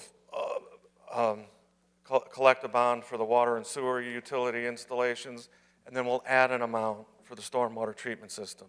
And we have been doing that, and we do that. But under the new regulations, I'm not sure, I'm not clear as to whether we continue to do that or not. And that's what I'm looking for. Thank you, because that's exactly what I'm looking for is, will we, again, I'm in favor of these regs, which we've been working on forever, more of your time than my time, but I've always believed a lot in the bond. Yeah, so if I recall correctly, I believe that the issue is the zoning regulation itself couldn't give water and sewer the power to collect bonds. That's the decision of the law department. However, I believe it was supposed to be handled where a condition of approval would be to collect a bond of X amount of dollars. So it wouldn't be written into the regulation, but the water and sewer division would be able to make that comment to say, we recommend this bond is. So similar to current, because Mr. Krueger writes to us every month with very detailed documentation and always request a bond. Yeah. Would it So be it shouldn't change. Would it be called out, or there'd be no change to that? Or would it just say this is for, again, I'm thinking of the enforcement issue that I echo, Mr. Cohen. So I just want to mechanically ask. The water treatment system, the stormwater treatment systems in the watershed are built to our technical standards. And when we review an application, like you said, we typically list in our requested conditions of approval that they post X amount of bond for the water sewer utilities and a bond for the stormwater treatment system. I would presume we're going to continue to do that. Correct. All right, so I'm going to go nitty gritty. I apologize, and I promise I'll be quiet after this. We release bonds that we set. Who releases the water and sewer bonds? The water and sewer division. So that's the conundrum, right? Do you see that? If we're gonna, if the P&Z is gonna put a bond set by them, we should be releasing the bond set by them that we require. You can discuss it with the law department. I'm just trying to make sure that somewhere we should be collecting a bond for someone who does this, because the bonds make sure that it's done correctly prior to releasing the bond. It kind of caught my eye because I didn't see the word bond in the new, but I see it in the old. I kind of envisioned that it would be treated similarly to other bonds now, where the planning department would receive the request to release bond, then they would refer it to water and sewer division for their comment or Review. agreement. Okay. Okay. Thank you. Sorry. No, that's a good comments, Mr. Fitzsimmons. I appreciate that.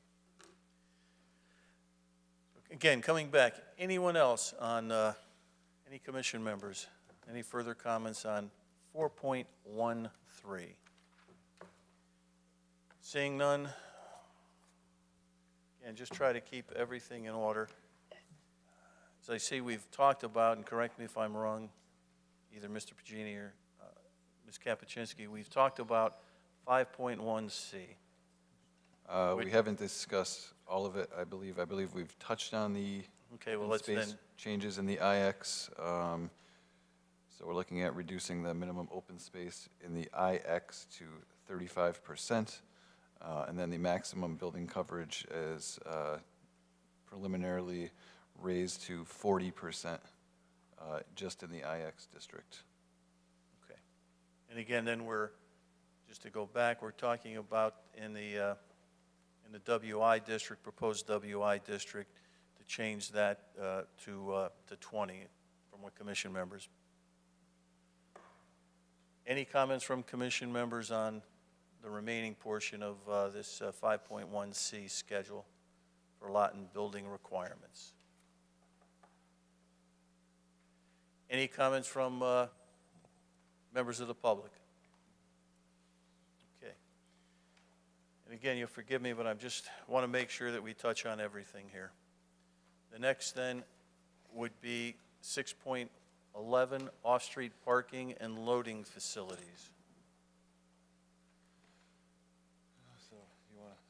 maybe with some of the, so we did look at a lot of the underutilized parking areas within the IX that currently exist. We actually did an analysis of parcels, the size, the amount of parking that's currently being utilized, and looked at the current ITE parking manual as well, and kind of looked at how our current regulations coincided with the manual and the recommendations from the manual, and we just adjusted as necessary. So for hotels and motels, we sort of simplified one space for each unit and one space for each 75 square feet. And in the IX, or for manufacturing uses, including food and beverage production, one space for each 1,000 square feet, and that's a change from 500 square feet of floor area plus one space for every 2 persons employed, so we got rid of that. We struck out the other uses that were similar. We struck out some of the employees for specialty chemical additives production process. For research and development, we went from one space for each 400 square feet of gross floor area down to one space for each 1,000 square feet. And then we added the new uses that we were able to calculate based off of going off of applications that we had in front of us. So we try to get the ITE parking manual did not have an exact definition for parcel sorting and retail distribution, so we kind of looked at certain facilities and what they would need, and we determined it was one parking space for each 1,500 square feet of gross floor area and 1.5 parking spaces for each retail delivery vehicle stored on site. And that was roughly what it came out to, comparing similar examples and applications. And indoor recreation facility, we consulted the parking manual again and found that one parking space for each 750 square feet of gross floor area was sufficient. And Allison could kind of, I don't know if you want to go into more detail about the parking manual. If there's questions, otherwise I think that sums it up pretty well. Thank you. Commission members, any questions on the parking? Any members of the public who would like to comment on the off-street parking and loading facilities, section 611? Okay, seeing none. Moving on to 6.12, outside storage. Again, just if you would summarize the changes in this. I believe there weren't major changes. The only exception was a recent change that we had noticed. So we included in paragraph A, outside storage areas, we included shall not be allowed in any front yard. And the rest of the changes were just more adding in the new districts and just cleaning it up a bit. Okay. Again, with 6.12 outside storage, commission members? Members of the public? And again, just to go back to make sure we've covered everything, the 2.2 specific terms, I think you commented on that, but I just want to, because we're going this really by section, just wanted to make sure that if any commission members had any questions on 2.2, or if any members of the public had any questions on 2.2 specific terms. Any commission members? Any members of the public? Okay. So I think at this point in time, we've discussed the proposed changes to the regulations, text amendments. And I guess I would think that we would be in a position to act on these on this application this evening, but I think it's important to go over the changes that we've.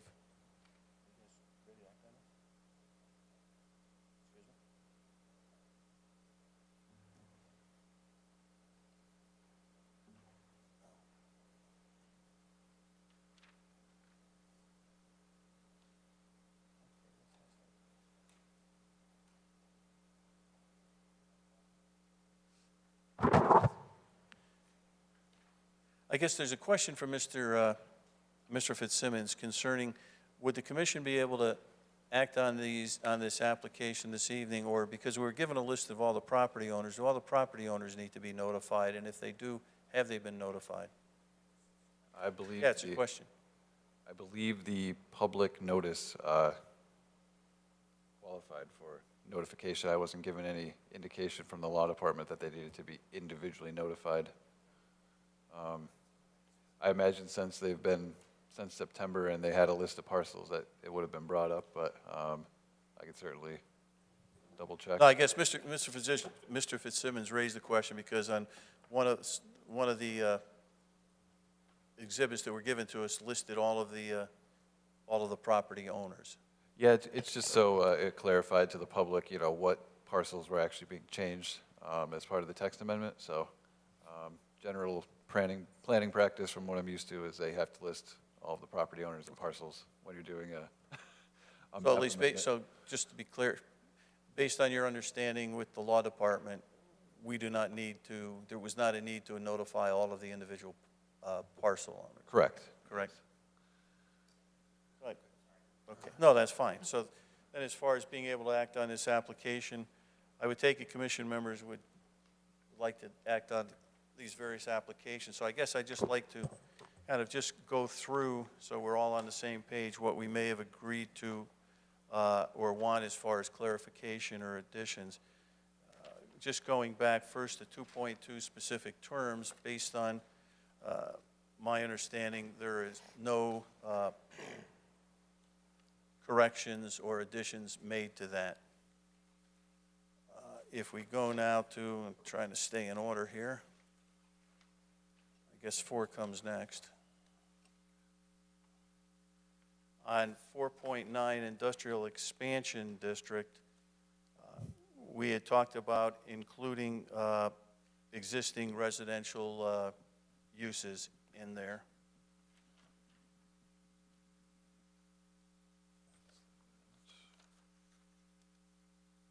And if I'm correct, I don't believe there were any other changes that were recommended by commission members. Is that correct?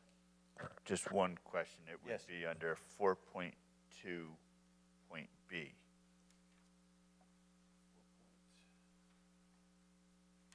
Industrial expansion 4.9. I'm sorry, 4.9. 4.9, B. yeah, B, we would add that. Okay. Just want to make sure I put the number.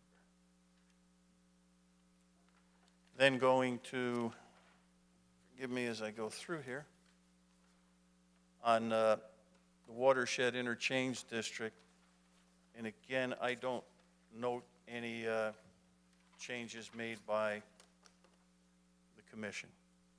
I think there was one to allow for, Solar canopy covers. That's going to be my next question, where are we going to put that? So that would be in there. So that would be the solar canopies for yep, the parking. And that would be under accessory uses, so. And if you could point that out, please, for Mr. 410. Benoit. yeah, 410D 8. D8 include. And the wording that you would like to have in there, please? I think it would be building mounted and ground mounted solar panels within parking area. I know, it's a lot. Yeah, there's a lot there. All right, say that again.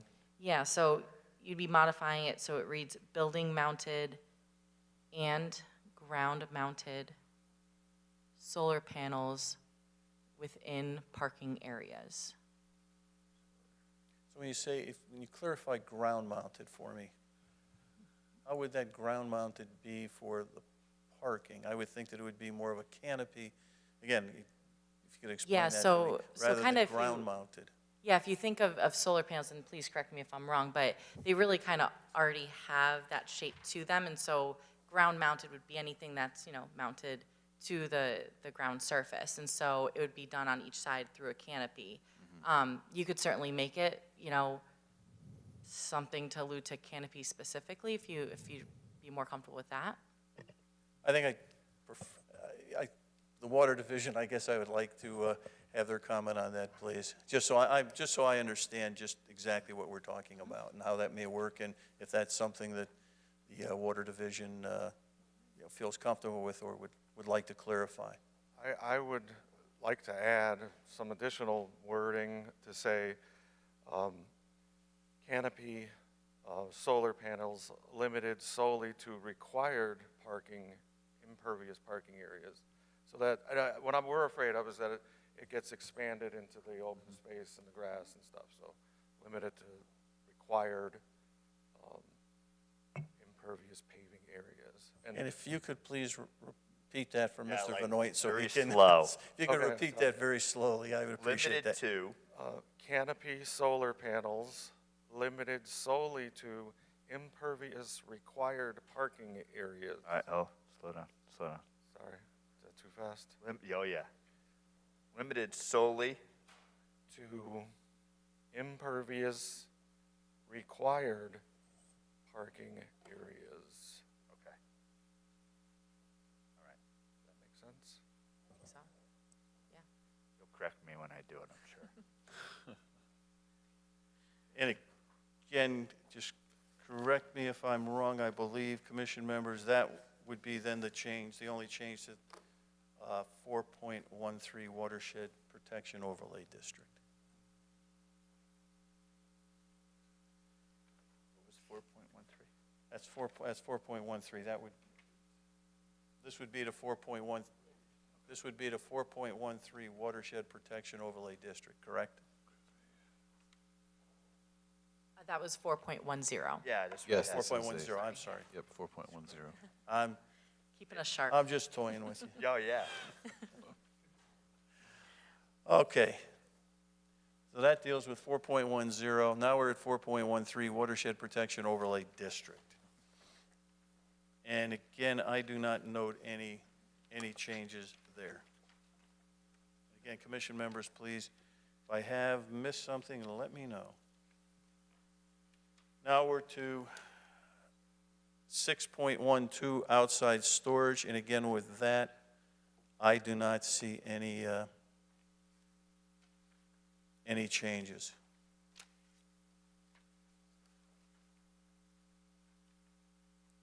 .11. Okay.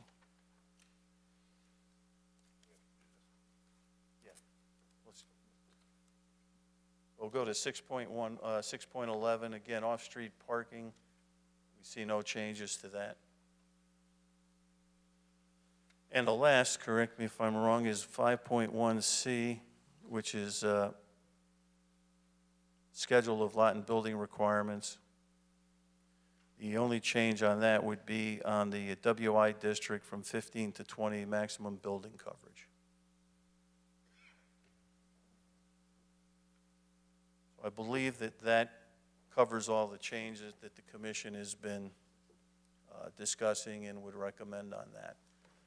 So again, at this point in time, are there any final comments as you folks or the applicant that would like to make before we entertain a motion to close the public hearing?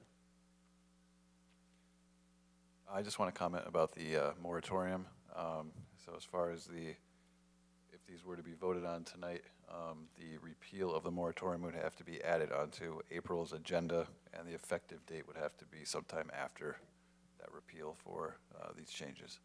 Okay, that's fine. What are we doing for an effective date? Excuse me. When's the effective date?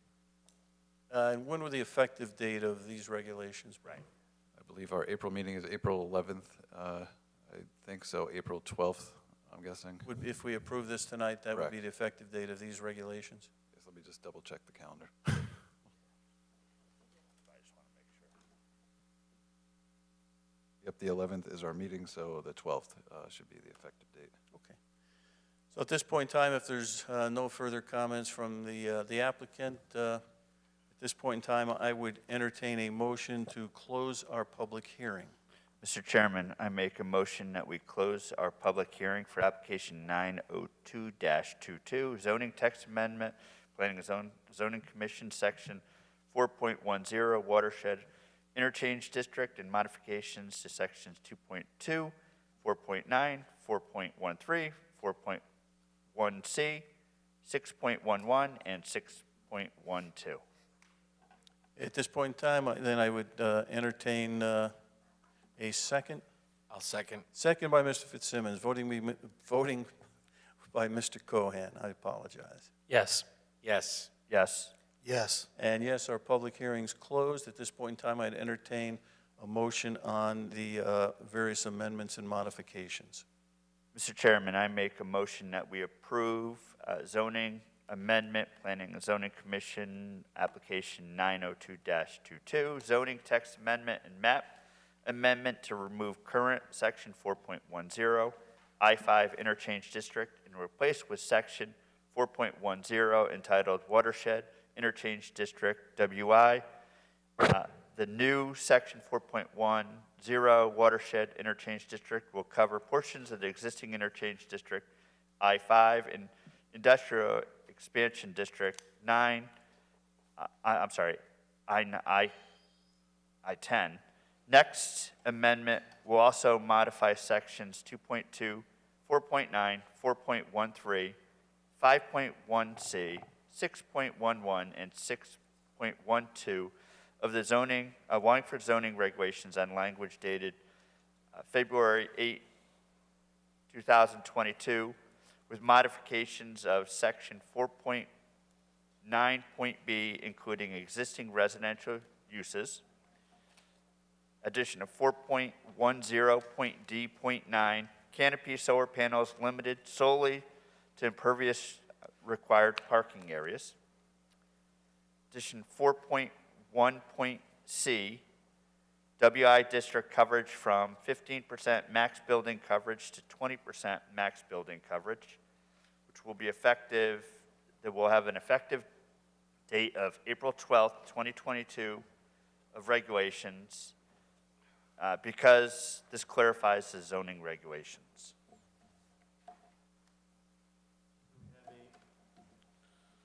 Do we have a second on the motion? I will second that. Second by Mr. Fitzsimmons, voting beginning with Mr. Cohan. Yes. Yes. Yes. Yes. And yes, these various amendments and modifications have been approved.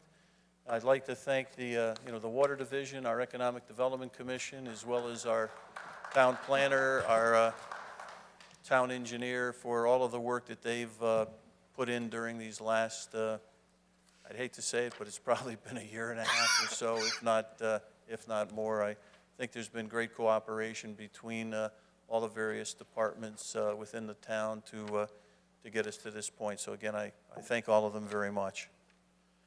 Which brings us to our next item. It's item number 3. It's old business. It's a site plan for outside storage for Iron Horse Equipment at 71 South Turnpike Road. This is a continuation. If the applicant and/or its representative please come forward to begin their presentation.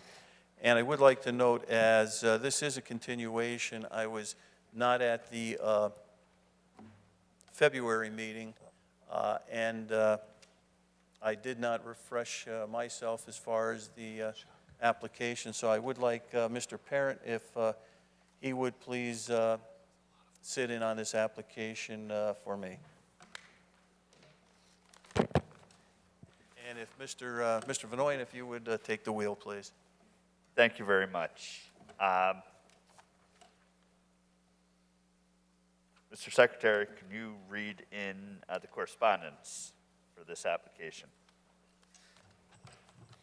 Thank you, Mr. Acting Chairman. We have a interdepartmental referral from our fire marshal. We have a notice of violation from our zoning enforcement officer dated June 22nd, 2021. We have correspondence to Benjamin Fabriello from Kevin Pagini dated January 25th, 2022. We have an interoffice memorandum from Allison Kapuscinski to Kevin Pagini dated January 27th, 2022. We have email correspondence from Christopher Giuliano to Kevin Pagini dated 3/7/2022.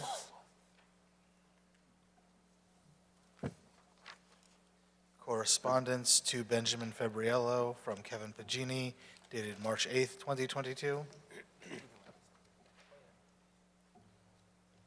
Notice of violation from our zoning enforcement officer dated June 22nd, 2021.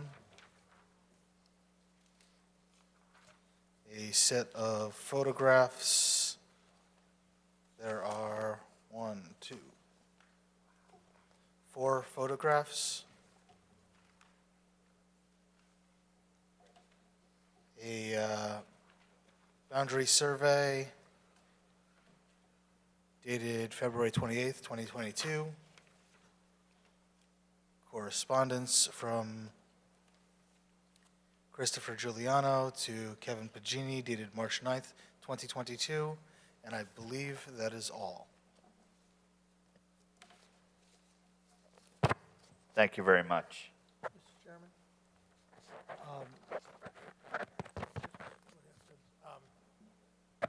I have to leave at 10 o'clock, so I give you that notice now because it looks like we're getting close, and then we might want to go for a motion to continue.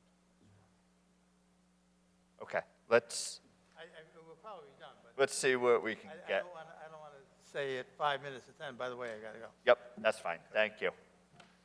All right. For the record, my name is Christopher Giuliano, licensed land surveyor and professional engineer with the firm of Giuliano Associates.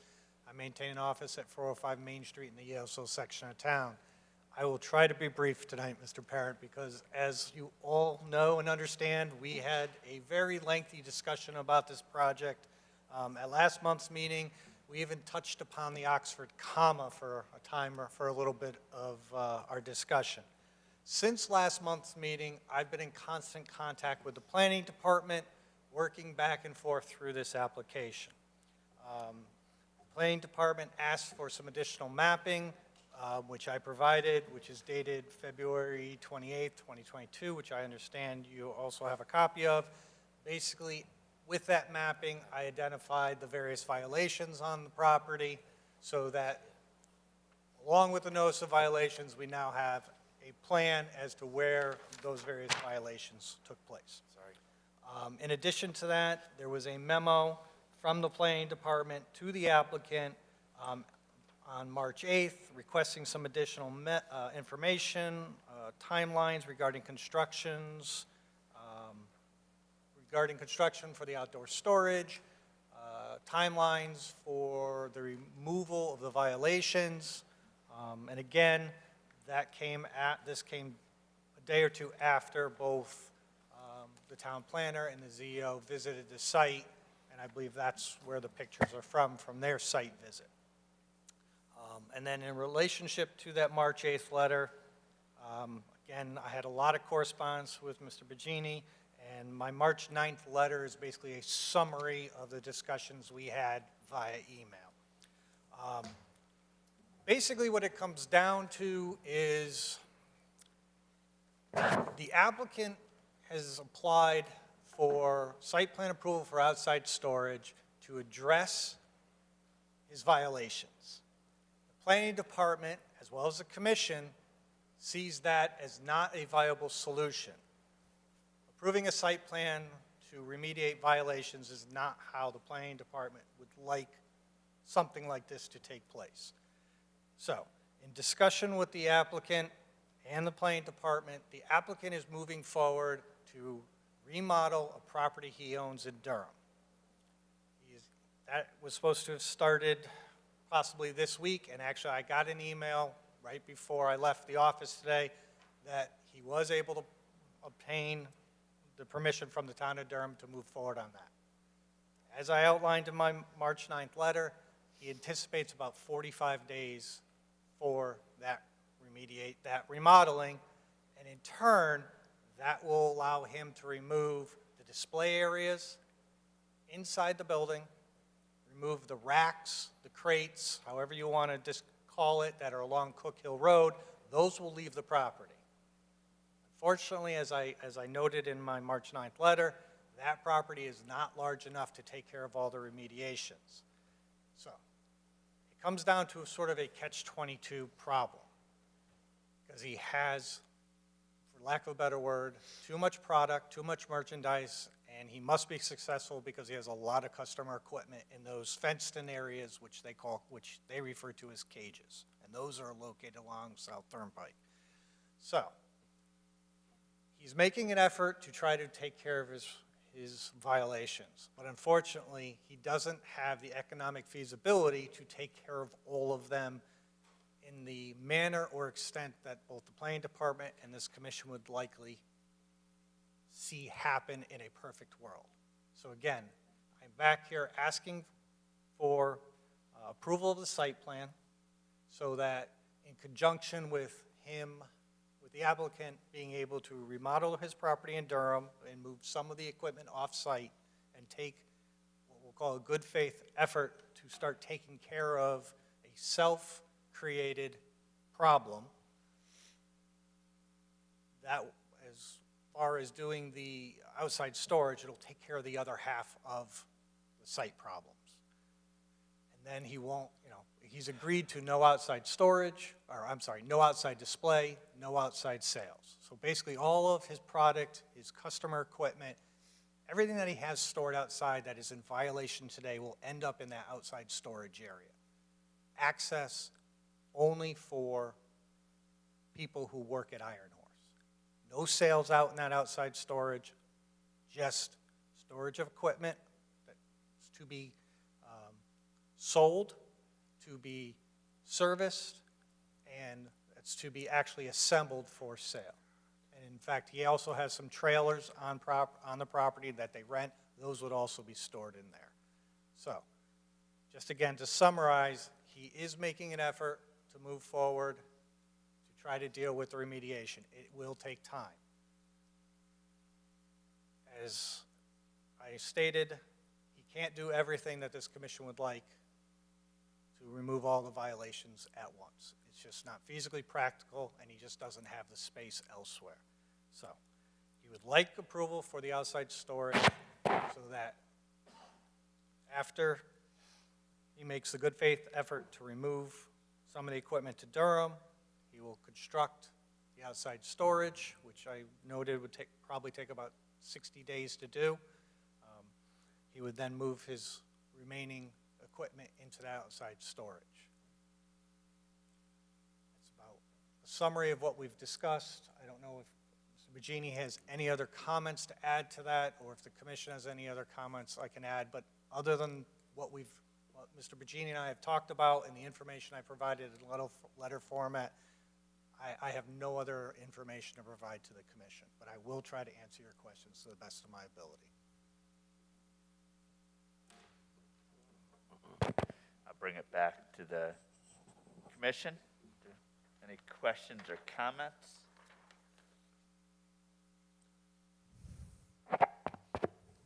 Mr. Cohen. I'll start out. Thank you, Mr. Chairman. So you mentioned catch-22, and it sounds like this commission is in a catch-22 as well. I think we all sort of are, but as I noted, it's self-inflicted on the applicant. Unfortunately, I'm left to deal with it, and I'm trying to do what I can for my applicant, and I know it's not easy for the commission either. So, even if we approve this, I mean, it really does not address all of the concerns. We still have, violations that don't appear would get corrected at some point in time. And if we deny it, they just go on and, business as usual. You mentioned he's got the place in Durham. It sounds like that, a real effort should be made to, address our concerns and, eliminate all the violations that, have been identified and move what he can up to Durham. I looked at, the notice of violation that goes back to June 22nd, 2021. And,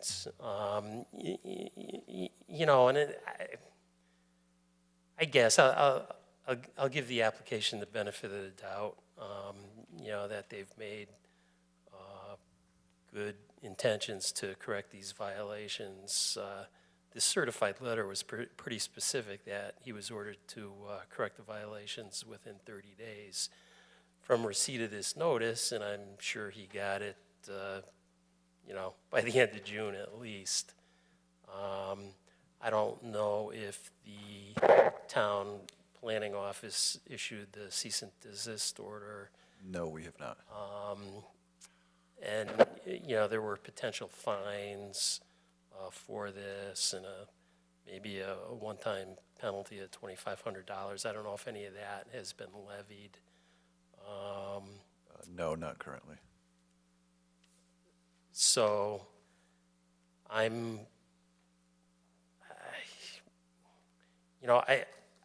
think based on the site, he really should, should correct all the violations. If he has to modify his business, then, he should be doing that.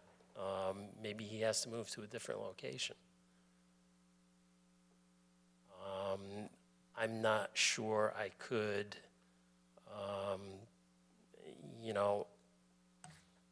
approve this with, the stipulation that, the violations ultimately still need to be addressed. I don't have the answer. That's it. Thank you. Thank you. Mr. Chairman, if I could, Yes, Mr. Fitzsimmons. I thank you for coming back. I thank you for your letter. I thank you for the plan. I have now more questions as a result of what you said. I didn't understand last month nor last June when someone had complained to me and I brought it to the office that he also does repair. I always assumed it was everything he had there was on-site sales, but during your presentation you kept saying his customers' equipment. So I let you talk, and I thought and as I was rereading the minutes from last month, if I misunderstood, let me redirect my question to say, is what he's displaying everything is for sale, or is what he's displaying items that need to be repaired? Or is it a combination of the two? It's a combination of the two. And let me just categorize so you understand. Along Cook Hill Road, what I call racks and crates, that is unassembled merchandise. Right. Along South Turnpike Road, in those two fenced-in areas that they call cages, that is customer equipment waiting to be serviced, repaired. And then on the north side is the equipment that he's displaying to sell. Yeah. And again, I think, as you know, we know each other too long. I'm very candid. I kept thinking this is all about sales. And then tonight when you said it, I'm thinking, oh my gosh, those are other people's lawnmowers he's servicing, which is a whole different issue. And again, I know how you presented last month. You want to do this and then come back for a special permit. And I'm still not comfortable, but you're here, you're swinging at it. So I give you credit for that. I don't know, and I know we're under the clock because Commissioner Parent has another function. My comment would be this, okay? I appreciate the fact that you're here. I appreciate that he hired you. Nothing is unchanged from me last month because he hasn't done anything. I was over there Sunday, and I drive by, and I just, and again, as I said, multiple people have approached me because I grew up on the west side of town, and Fitzy, how could you guys let this go on? And quite frankly, that's why I called the office, because, it's a small town. People call. Right. Is this allowed? The person who cuts my lawn, not my sons and not me, his stuff is over further down the road, all enclosed in the garage. You don't see it. This is what makes it It's how can he do this when I can't do that? So this is part of the challenge for me, but I appreciate and applaud you because you want to get it right. So I know why you're here. I'm not crazy about what you want to do. I said everything I said last month, I stand by. And in deference to the clock, I'll defer. Yes, Mr. Allenson. Thank you. I will also attempt to be quick. Again, thank you, Mr. Giuliano. Understand what you're trying to do, and none of my comments have anything to do with you or your work. Please understand that. The notice of violation was issued on June 22nd, 2021, and you may not know the answer to this question, but I think I do. I'm guessing that new equipment since June of 2021, or new items for sale, has been brought to that property in some way or another, or items for repair. I would imagine so as well. I don't know for a fact, but he's conducting business on the property, so it is a good assumption. And that's my issue. He's been told that space is an issue, and instead of selling stuff and having space to consolidate, he's filled that space with more product or more repairs. I don't understand, let me rephrase that to be nicer, please. I'm sorry. I don't feel comfortable with the representations that we would have to go through to have this move forward. So I'm concerned with what may or may not occur in approving this going forward. Thank you. Thank you. You have any? As I'm listening, okay, I think it's coming down to he's got the business in the wrong spot. And that no matter what you do or what we agree to, you can't make more space. You can't make, you can't change rules and regulations. You've got, so he's just in the wrong space, and there's nothing we can do about it. And so his situation is that he's either got to move or else he's going to start getting fines. I think that, we try to be, and so I think that Mr. Giuliano, who I respect for his engineering skills and his presentations, and, with us, with our professionalism, we're at an impasse. So that I think that there's nothing that you can approve, and and he's just going to have to move his business. Yeah, I would kind of echo all of this. I do have a question for our town planner. Did we receive any correspondence? When did we receive correspondence to the notice of violation? So it was sent out June 2021. Yes, I believe the first action was back in December, I believe. I believe that's December 9th is when I submit the application. Correct, But- yep. And it took, in all honesty, my survey went fine. When I finally got hired, I completed my survey on August 16th. So it has taken some time, and I understand what the commission has said. I hear it. If actions had been taken sooner and properly, outside storage might not be as hard to see on this site, but if I can really paraphrase it down into 4 words, too little, too late. Okay. I accept that. I understand that. I just want to make sure that from based on your comments, which I've written down from each of you, that's kind of what I hear. So I understand. So I guess in that case, if I can, there's no point in going forward with a vote because I know how it's going to go. I'd rather withdraw the application in its entirety. I think that would be the proper way, unless there is some legal proceeding that I shouldn't do it. I know that doesn't help with the notice of violation, but how would you like to proceed? I can withdraw, or you can vote to deny if that's what the commission wants to do. I don't know if it matters. Commissioner Simmons. Again, nothing but respect for you, and you've done as best you can for this particular applicant. I was prepared to make a motion to deny and then to direct the town to start imposing fines, because we need to see some action, and hiring you was a good step. However, nothing else happened there, and so here it is March, and we're not. You know, I'm reasonable if he wants to withdraw. I'd still like the opportunity to discuss this commission with the town staff as to what we can do to, quite frankly, keep some pressure on. It's an active zoning violation.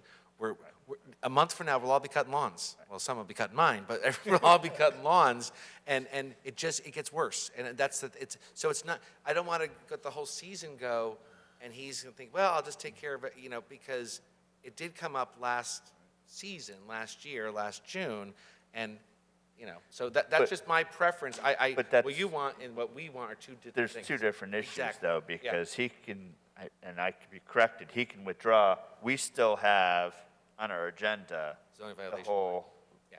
zoning violation, so we can handle that part then. Perfect. Yep.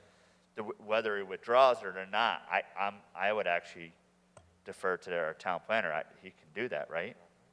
He can withdraw, but it could open him up to reapply potentially. If you deny him, you can't reapply for, I believe it's at least 6 months, something like that. But if he withdraws, he doesn't have to do that. He can reapply. If he withdraws, he can reapply. Like tomorrow. Correct. He withdraws, yeah. Fix it. Yeah, well, The I'd consensus rather is we work. want him to fix it, so Right. I don't want to shut him out. but- So Exactly. let me withdraw, so Yeah. if we come up with some kind of idea and how this can work in a better time frame, we can come back with a new application, whereas I would have to wait 6 months, I believe, if I got denied. Yes.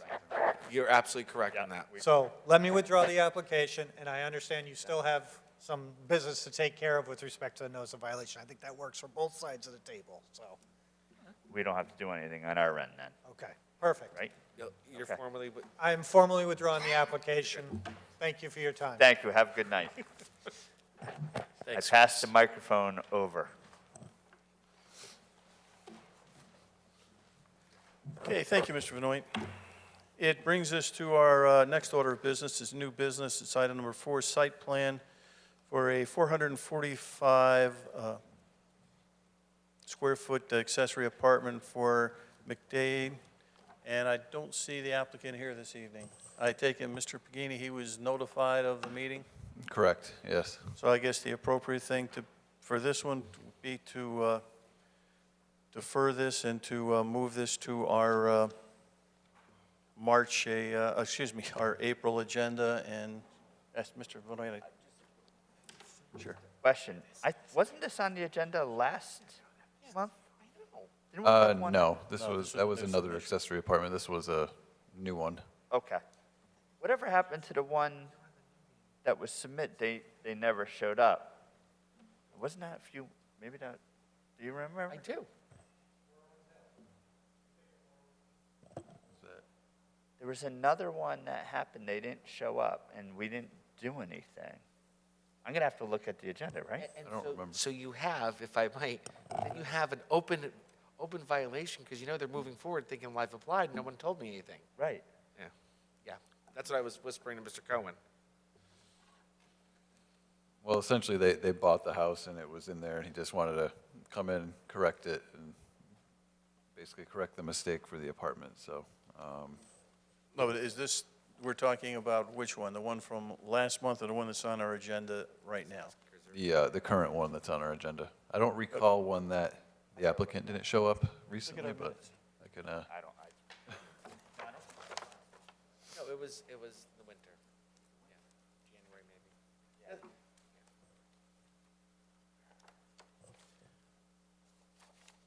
Okay, so how would we handle that now? They've given us an application. We've had it on our agenda. It could have gone back to perhaps December. January or December? If I recall. So it could be January, December. They had the application, they haven't showed up. How should that be handled by, by the town, by the planning department?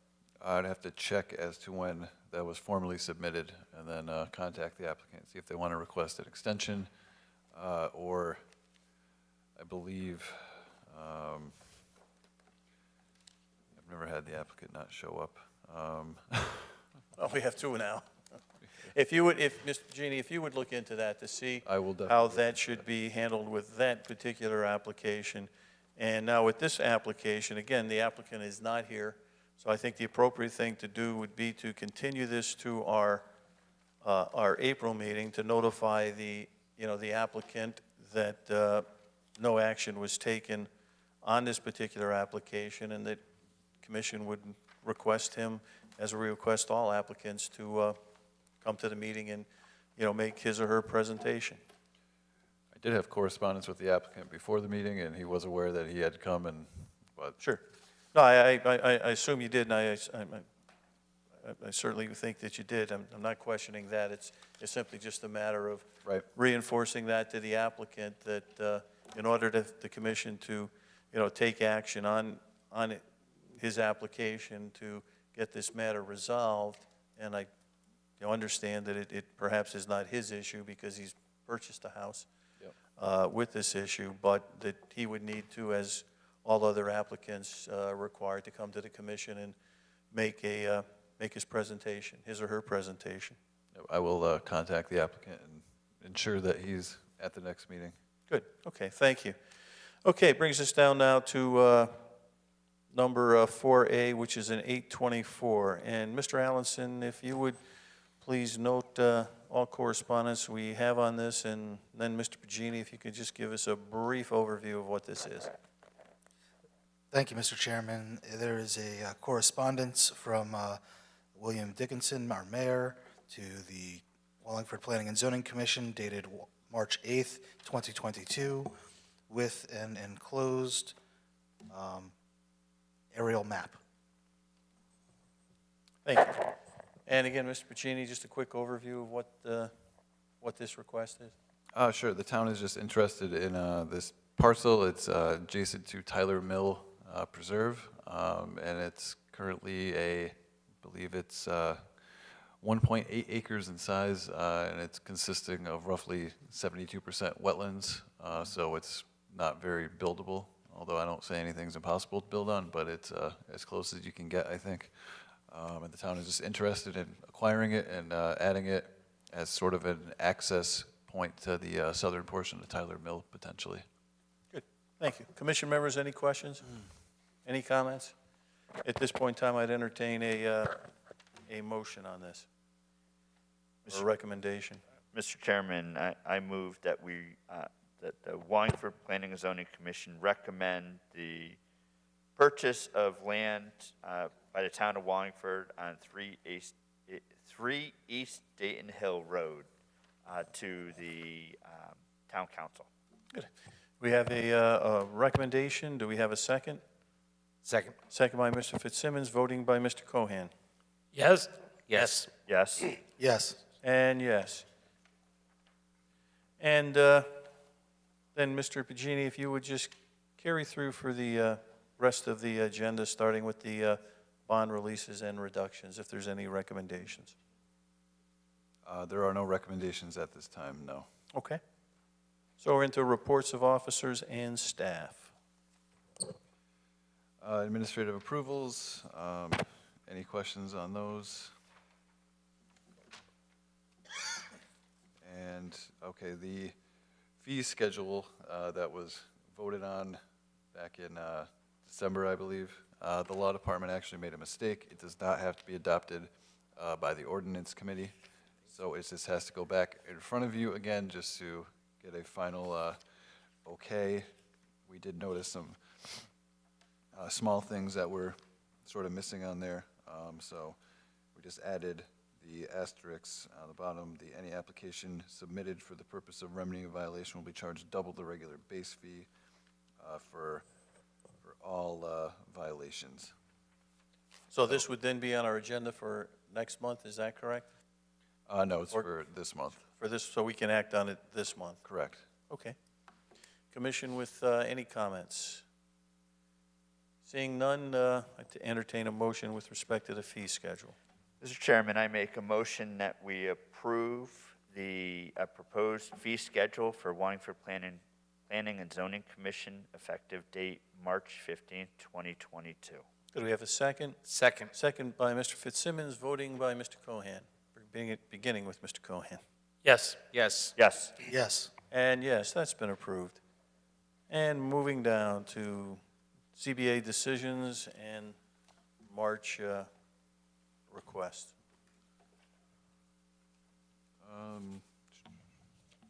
Any comments on the ZBA decisions, or?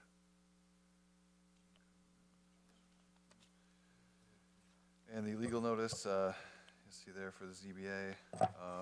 Amy is still in process of working on the new report. She said to give her. I guess we could just jump back to, I think I don't know, from the commission standpoint, if there was any comments on decisions for February. I didn't believe anybody had any, but as far as notices for the March, any commission members with questions on that? We have the same one. Oh, you go, you go. Yeah, I have on legal notice, number 322-012, as far as that request, as far as the siting of the building. And this is for property at 100 North Colony Road. 800 North Colony Road. Yes, that's the existing Tractor Supply site. They want to put a 3,000 square foot roughly urgent care facility. And they're going for a parking variance as well as a building orientation variance. Again, I don't know how other commission members feel about that, but, I think we had the Maserati amendment with, looking to have buildings, having their, the front of the building orientated toward, toward the road. And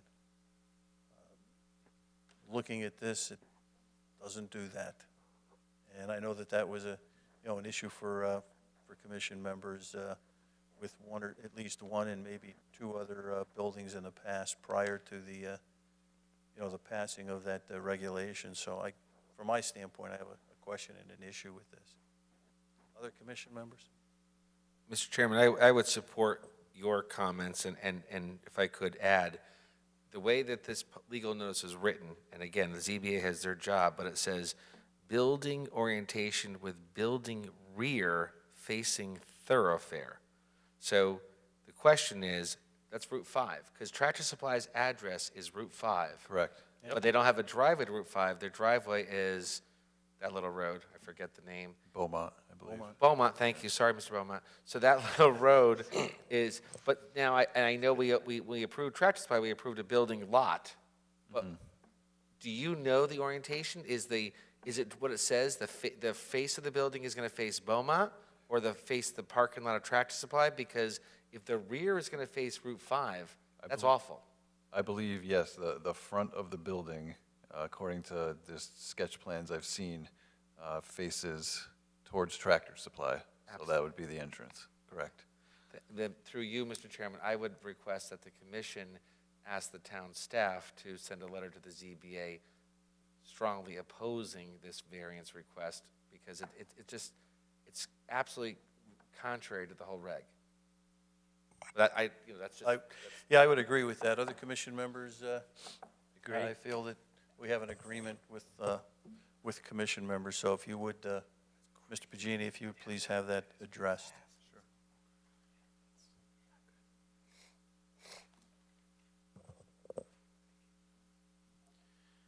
Any other comments on the March 21st ZBA agenda? Seeing none brings us back to the zoning enforcement log, and I assume there'd like some discussion on that. And I'd open it up to commission members.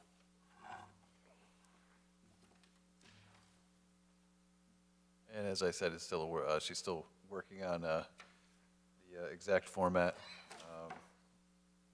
So she said just to give her a little bit more time, and she'll get something that's a lot better, she said, so. If I might, through you, Mr. Chairman. Yes. I did call the office today, and I know Amy was out, but we could talk about it now, because the current zoning violation complaint that's not on here, or unless I can't find it, is Iron Horse. So, what page are they? That's why I called Amy. Did I miss it? 5 of 7. Oh, yep. Middle screen, site plan. All right, so it just says site plan outside storage. Okay, so, you know, we just spent a lot of time discussing that application, which they ultimately withdrew. The minutes last month, it said we were finding them, and then tonight, we're not finding them. So I guess my question is, what's it gonna take for the town /ZEO /office to start finding them? And what do you need from us, if anything? Or does it require us to contact the law department?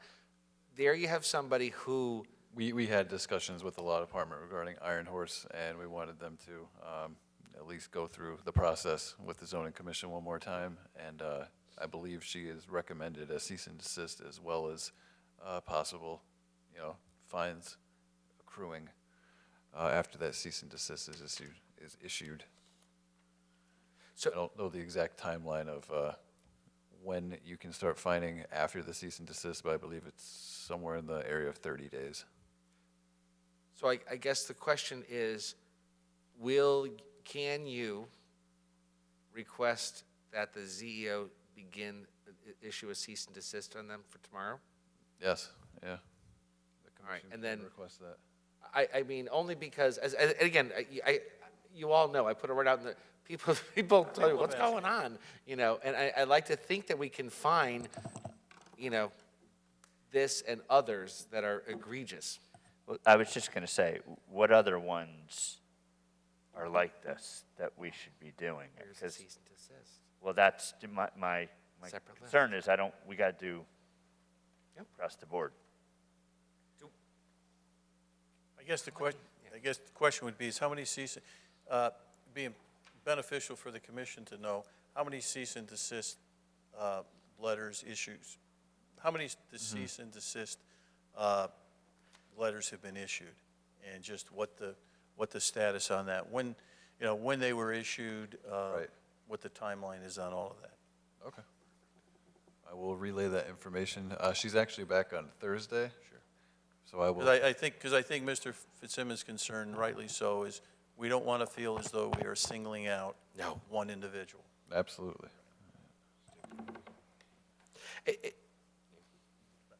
Nope, that's it. Any other comments that commission members would like to make on the Open forum? zoning? No. On the zoning enforcement report? Seeing none, I would just like to note that it's not even 9 o'clock. Based on the town hall's clock here. At this point in time, I'd entertain a. Mr. Chairman, can I make one really quick announcement or comment? Absolutely. Yeah, from the Regional Planning Commission, I don't know if folks know, I don't know if Kevin knows, but starting next year, I believe it's March, there's going to be required training for planning and zoning commissioners. Nice. And Kevin, I don't know if you were aware of it, but I can send out the details to everybody. So it's going to be kind of a semi-requirement. There's no enforcement if you don't go, but that's Nope. it. There's no fines? No fines. Okay. All right, thank you very much, Mr. Cohen. So at this point in time, if there's no other comments from commission members, I'd entertain a motion to adjourn. Mr. Chairman, I make a motion that we adjourn the Wallingford Planning and Zoning Commission for Monday, March 14th, 2022. Do we have a second? I'll second. Second by Mr. Fitzsimmons. All in favor? Aye. Opposed, abstains, we're adjourned. Thank you very much, everyone.